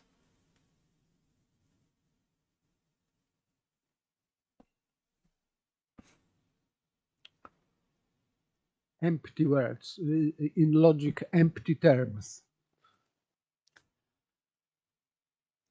Yeah. James Arthur says he doesn't understand what local is from a surveyor's perspective. It's not. It's just local's the position you're in. And that's where surveyors do their work. Right where the tool is. And if they're using an optical tool, then they're measuring angles, elevation changes. That's Euclidean geometry. They're using tools locally to use Euclidean geometry, obviously. Because the tools that they use are using straight lines. Like real straight lines. Not with the conception of a bend or a strange 2D understanding of what a different 2D is other than the 2D that you already understand. Like real 2D straight lines in reality.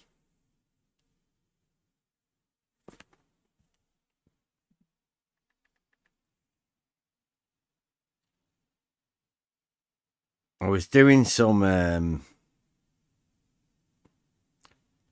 Euclidia earlier today, and there was there's this. It looks maybe a little bit small. This one particular line, and I like the way these sort of things come around. So this is a phone app, a free phone app called Euclidia, and it got Euclidean geometric problems for you to solve, and there's multiple different ways, but this one very clever. It says a line equidistant from two lines, and it says construct a straight line parallel to the given parallel line. So it says like there's two parallel lines, and you have to produce a third parallel line right in the middle, and it gives you well, you have to work out how to do it using geometry, just the tools of geometry, compass and straight edge. I think two circles, and when they intersect, it would be in the half, I think. Yeah. Yeah. But it's what every time you complete them, there are there's a quote from someone about things. Now, this one is the line equidistant from two lines. It's like parallel lines add another parallel. So it's like a rub in the face that, yeah, this is a proof that parallel lines sort of, it's real. At least within geometry, that you can use parallel lines and the understanding that parallel lines are. But the quote that came after it is here. It says, most people would die sooner than think. In fact, they do so. Bertrand Russell. Bertrand Russell. Most people would die sooner than think. In fact, they do so. They do so what? They die before thinking. Yeah. Most people die before they think. And when you understand what Bertrand Russell did and has done to philosophy and geometry and the conceptualization of thought processes, that's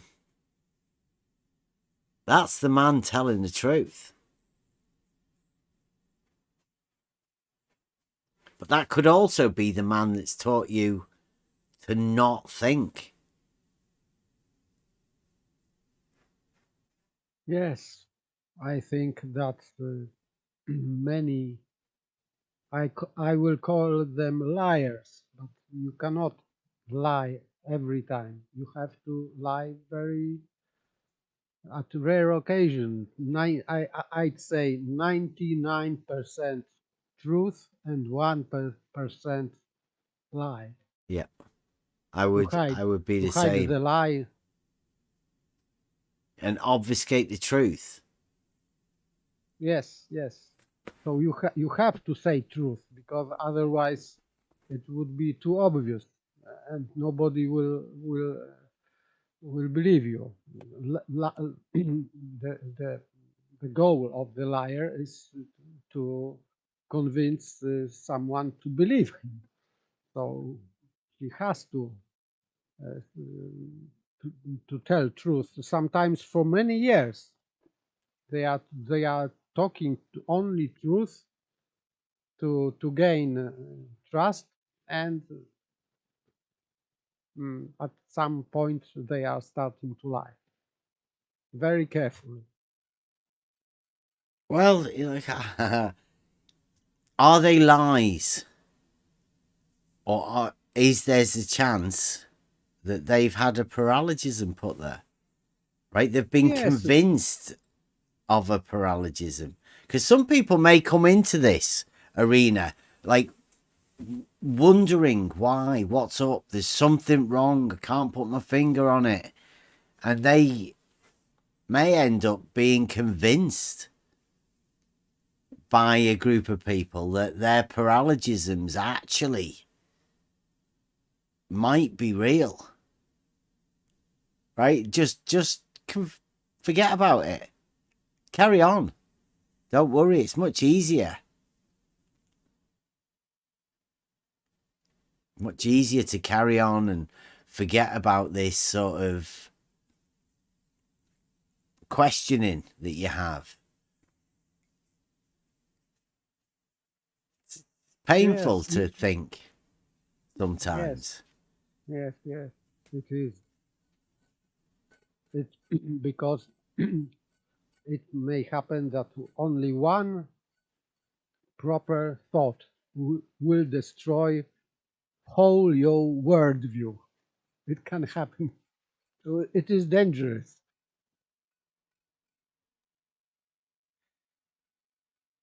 Yeah. Dangerous to the whole.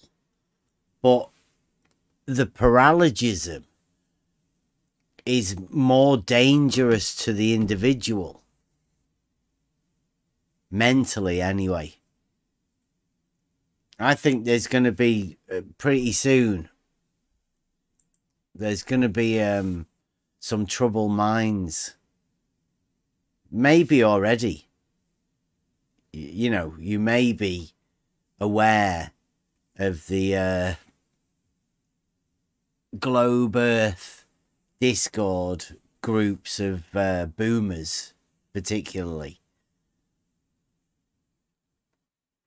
They're getting upset. I hope you're getting good content, though. Let's have the conversations. Let's have a discussion about these paralogisms.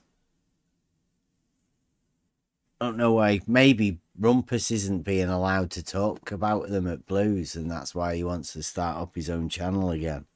Has anybody got the Rumpus channel yet? I haven't it. No. So I don't know. I can't find never it. see. I did find it once, but I can't remember what he called himself. I'm pretty sure it was Rumpus or the Rumpus. The Rumpus was original, but maybe he has new nickname. Yeah, he might have relaunched his channel with a different name.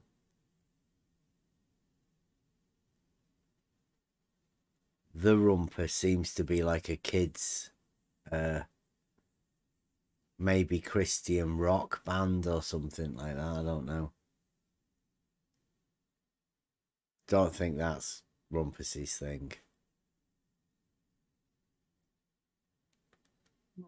He was rumpusing quite a lot in previous years. So this is good nick for him. True nick.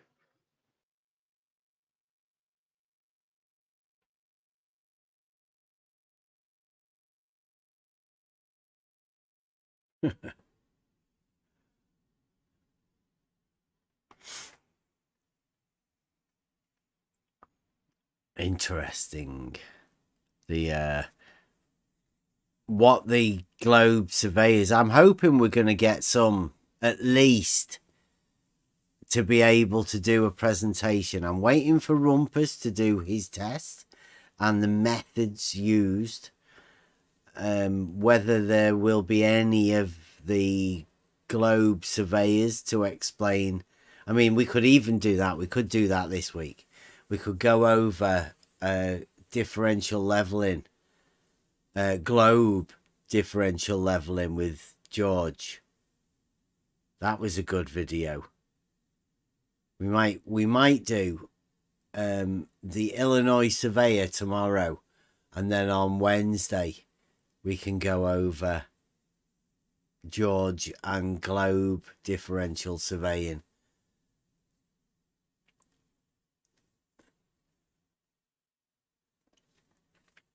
To explain the hump and the drop, if that's what we do. And if Rumpus does want to come and have a discussion about it, if Rumpus has got any other underlings that are training, want to maybe give Rumpus a bit of help, they can come over, practice out a few arguments. You can even say it's got nothing to do with Rumpus. If Rumpus does want to try out some arguments, just hand them over to somebody else and just bring them over and see how they do. Give us your method though, Rumpus. That's what I think everybody here that's listening is after. We're after Rumpus's method and his videos that he's doing for his Bedford level test.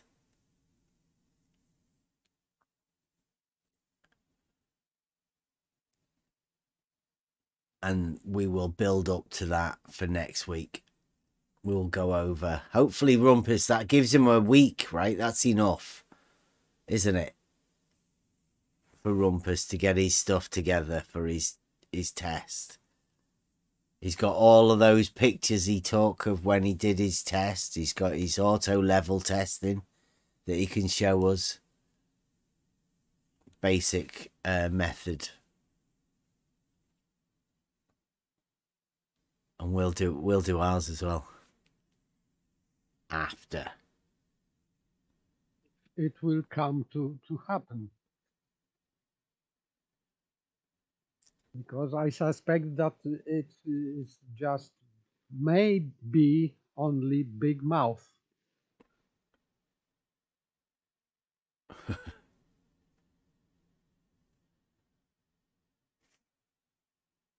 Adam's saying that he's model afflicted. I think we're all model afflicted. Don't worry about it.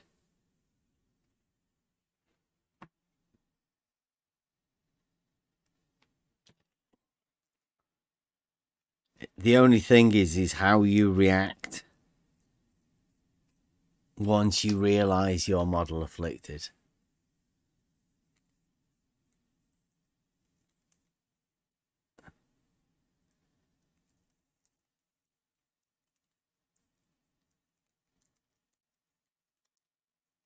There's nobody more model afflicted than a Glober.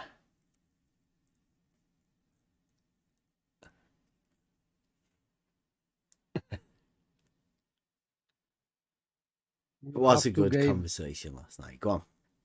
You have to give up with logic to maintain this model. I think that's another one of the quotes within the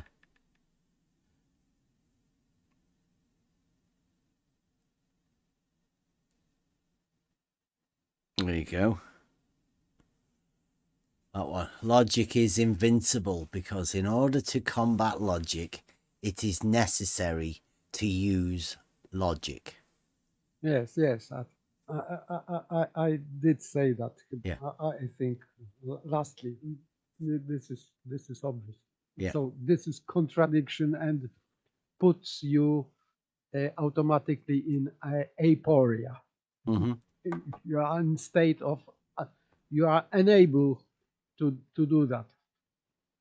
That's the original stolen concept fallacy, right?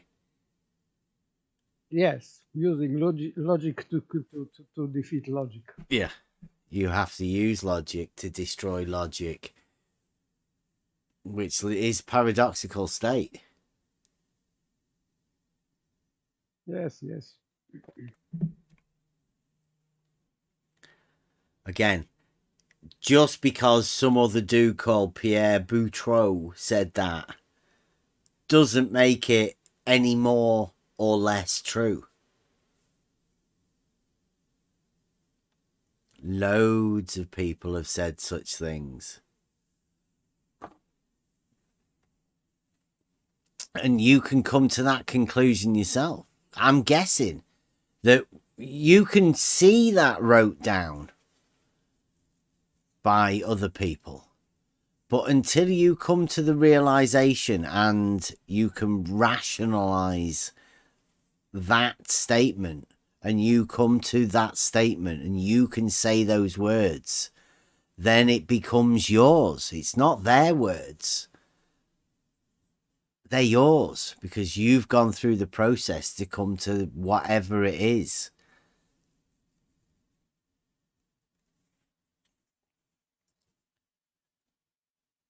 Yes, Take the words for yourself. Go on. Normal people would understand that, but super normal Globers just need to avoid that. I think that they know what's going on because this statement is obvious, but they are this model affliction makes them just how to say bulletproof. So they have to just build armor against logic for themselves, but this is against conscious. So it's deal heavy damage, not to brain, to mind, because in time some of them will eventually believe in their own narration. It sometimes happens to people. that after many years they are starting to believe in their own paralogisms, and they will eventually end in a clinic. Well, that's what I really think is occurring here within this flat Earth, globe Earth argument. Because there's two models, and flat has a contradiction that it's obviously not flat, but they say it's flat, and globe has many contradictions, namely the hump and the drop and the triangles with less or more than 180 degrees. So there's contradictions within both of the models, but because they've been going around talking to each other for so long, they've both built paralogisms into the other one's argument. And it's hard to talk to either group of people without their misconceptions of the others. Call it a straw man, but it's a paralogism that they've built up, that their conception of the other side's argument clouds their ability to address something other than those issues. Yes, it is. That's why it's better to learn basics like Euclid logic, Aristotle's logic, because it would be easier to defend position, and sometimes you will just abandon stupid ideas. But some people cannot do that because they don't want to abandon model. They want to live inside this imaginary model. Our culture, if you can name it culture, I'd rather say it's anti-culture. It's loaded with many afflictions, not only with model, but around this. So it's hard because it will just destroy the whole imagination, worldview, feelings about that. It's whole life of many people is built on just fiction. So it starts to. Well, the Earth has topography and hills and valleys, but the overall layout of the surface appears to be flat, based off the laser test infrared What? long range. How can you just deal with a contradiction like that? It's not really a contradiction; it's just a general statement.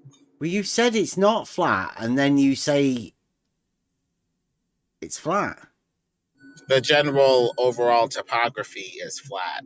It's If you not. said The it's flat, people topography would says it's understand more or not less flat. what's about. It's crazy. Yeah, it has hills and valleys, sure, but the overall layout appears to be flat. The average, elevation or whatever appears to have a flatness to it. The average. Do you realize what you're saying? No, enlighten me. What's an average? What are you talking about? I asked you a question first. Mm-hmm. Yeah. I don't like average. A question. So you don't know what an average is? The average elevation seems to be what? You have one mountain here of, I don't know, 10,000 feet, while the rest of it is at like 0 elevation.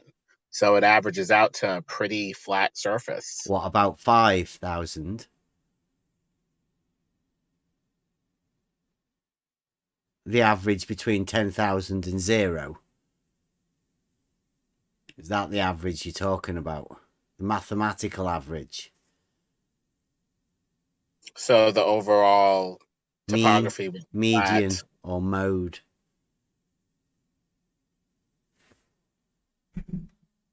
The outliers are irrelevant. If we focus on the outliers like the hill and valley here, there, we're not going to go anywhere. We're going to need a general description that more or less encapsulates what the hell we're talking about, and that would be flat. No, well, see, when we're talking about the land, we talk about the elevation of it, don't we? Right. So that's not flat. The land has topography, yes, Yeah. but it appears to follow the topography of, flatness, more or less The following this. topography of flatness. What the fuck's that? Yeah. Did you just make that up? The water is flat and level. The land slopes gently toward flat water. The land does, or the water does? The water flows to find its level. Right, and the land appears to slope gently toward that flat water in general, with beaches, The land coastline. rises. The water is flat, and the land slopes gently toward the sea. Uh-huh. So we could safely say that the land is the bit that's elevated above the shoreline where the water is. Right, and the general overall topography of the land is more or less flat. It certainly isn't a ball. It's not. It's got an elevation to it. That's how It's you not can tell what the reducing. elevation is. That's the exception to the general rule. People don't get bogged down in the minutia of exceptions.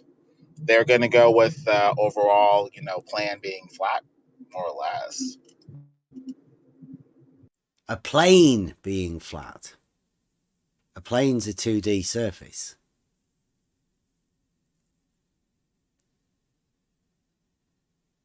But that's not what we're talking about. We're talking about the land, aren't we? That has a elevation difference.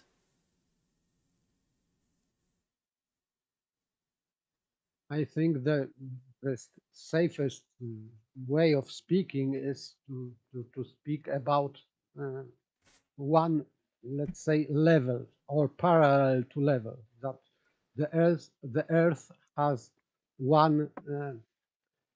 I cannot say that level, but it means that this is not curved level. This is one straight level. Yeah, so I'm quite happy on making a statement about level, right? If that's a statement you want to make, then I'll be happy to do that. But I cannot go along with the land, the elevation changes being flat. That's doesn't make any sense. That's just, it's not a reality statement to be able to make. Yes, I agree. That's why, for example, it always was the argument with water level, really. This is the way I always understood this issue, water level. Yeah, Because it's a misnomer, flat Earth. Because nobody's ever actually talking about flat Earth. They're just words that don't make sense within the argument that you're trying to make. They're basically saying it's not a ball. The only other option that's worth exploring is something flat. With hills and valleys, yes, but a generally planar topography. It's not planar topography. That's a contradiction in terms. There is no topography if it's planar. Why can't you see things like that, Lemon? The general overall layout would be flat with a hill in the valley here and there. It would be generally planar with some exceptions. If you say that I would agree if you would say that the average level is the same. No, just But level. not elevation. The But not average elevation. will always be the same. That's what an average is.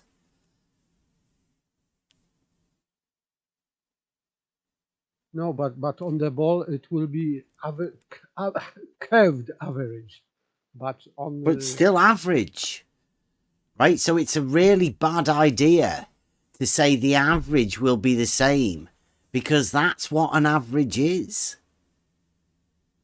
It's making it the same, isn't it? It's making all of those differences the same. But there are differences in order for you to make them an average. So you can't get rid of the differences by saying, let's make it an average. It's ridiculous. But they're not worth talking about. Most people would understand what you mean if you say that it's flat. It would have a hill and a valley there, sure, but people would say that overall, you just could as easily simplify it as flat. Yeah, well, that's how you build paralogisms in people. That's how you get people arguing something that doesn't make any sense. Yet that they end up trying to think that it does make sense. People try to simplify their ideas into nice nuggets that are easy to comprehend. And the Earth being a flat plane is good enough.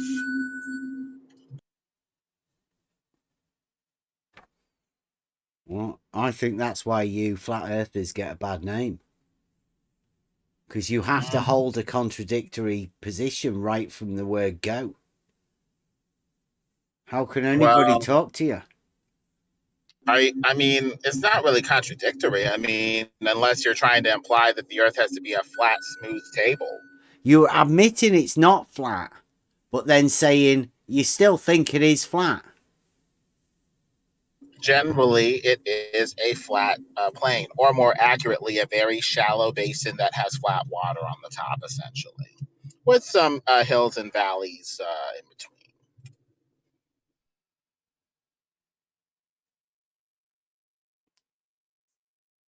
I think your words are all scrambled, full of misnomers, contradictory statements that you can't even see. Possibly. Better stick to level. It's safer, really. I never insisted on flat Earth as real thing, and always I always knew that it is a matter of water level in the whole story of flat Earth. It's really about water level. Mm-hmm. Well, absolutely. They say about the Earth being mostly water. Well, if the Earth is mostly water, like they appear to be saying, and water tends to lie who flat, appears to be saying? Then by general logical extension, most, if not all, of the Earth is flat. The Earth is the land. The Earth in this case would be defined to land with the water. What, the land and the water? The water's the water, and the Earth is the Earth. They're separated, right? You're not going to start adding in water and fix it to the Earth as well, right?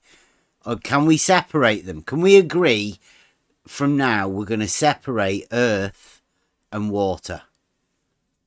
No, that doesn't allow. Okay, so what can we separate then? There is a unit to make this sort of logic work.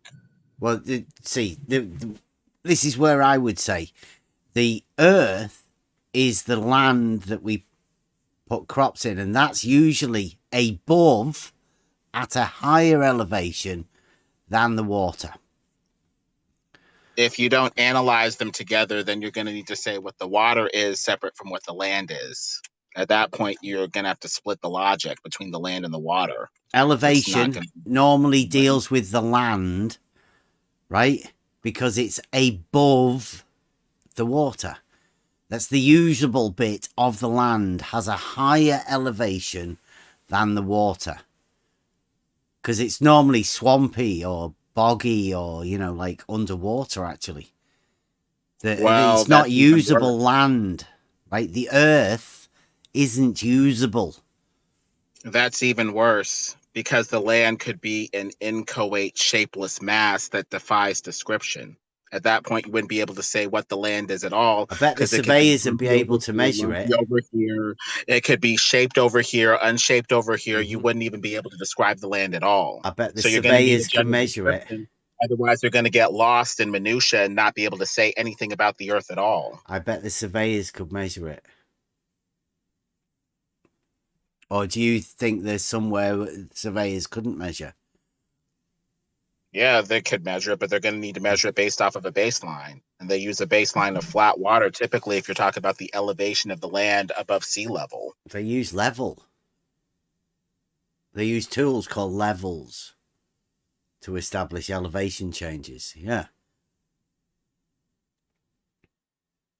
And that level would probably be flat. It would not be a curve. A level is a straight line on a horizontal plane. Like I've said at the beginning, multiple geometric proofs for that. But that doesn't prove the Earth is flat. It just proves that level is a straight line on a horizontal plane. It implies it heavily based off of people's behavior. They're acting and thinking more or less as if the Earth is flat. Who's thinking that? You can figure it out, Bev. I'm not in the mood to answer pointless questions. You and I both know that you're not stupid. Figure it out. Well, like I say, the Earth obviously isn't flat. And you can use a level, a tool for establishing a horizontal plane of reference to measure elevation changes. Those elevation changes prove it's not flat.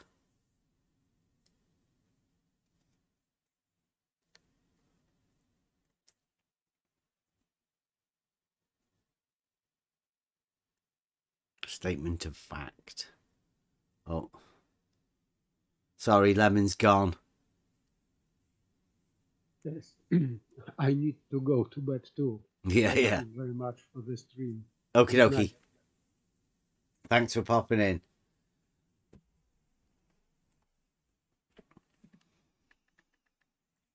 Strange that Lemon has to keep coming in.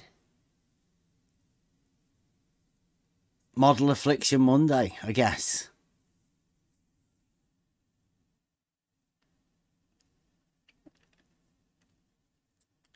Everybody can have their say.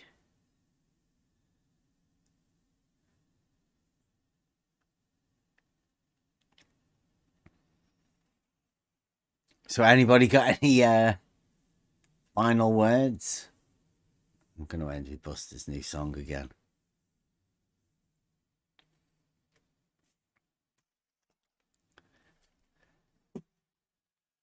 Right, so tomorrow, logic.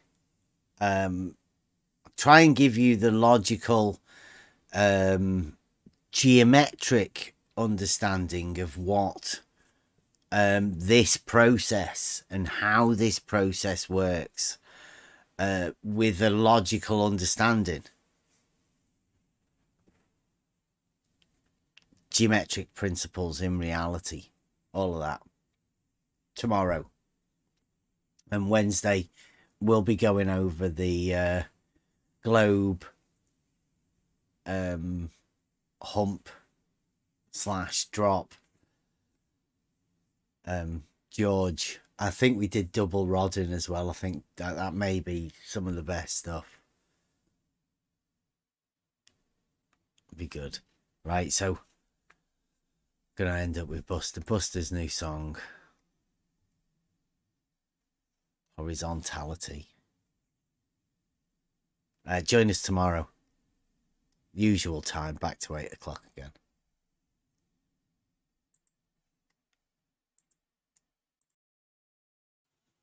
But okay, so some of this is some of it's pre-recorded, but it's gonna be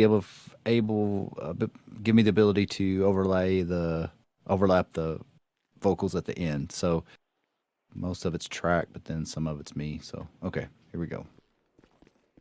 All right, turn that on. All right, here we go.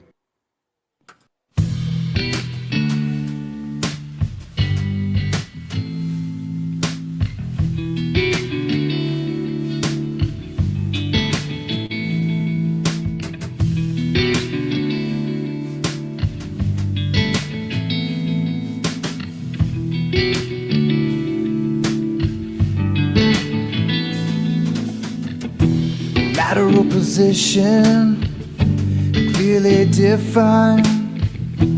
Your eyes will see once you've opened up your mind to reality. Horizontality.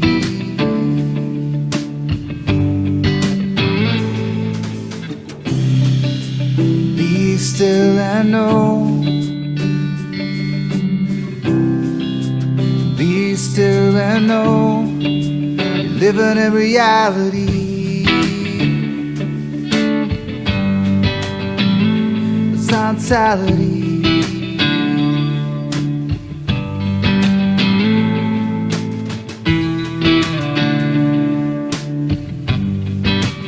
Horizontality.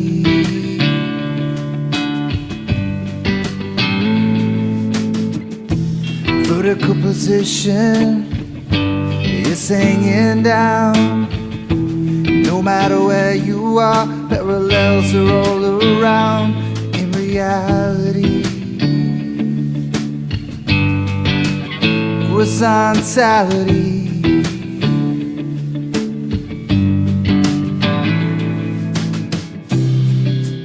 Be still and know. Even when the wind will blow, living in reality.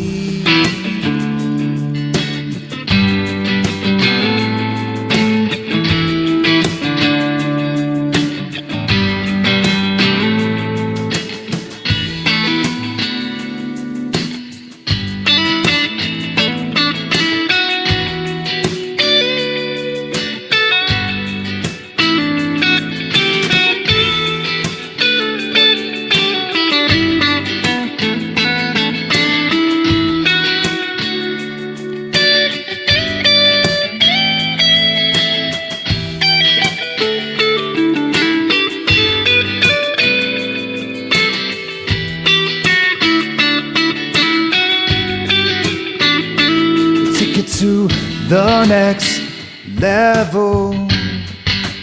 We'll take it to another level.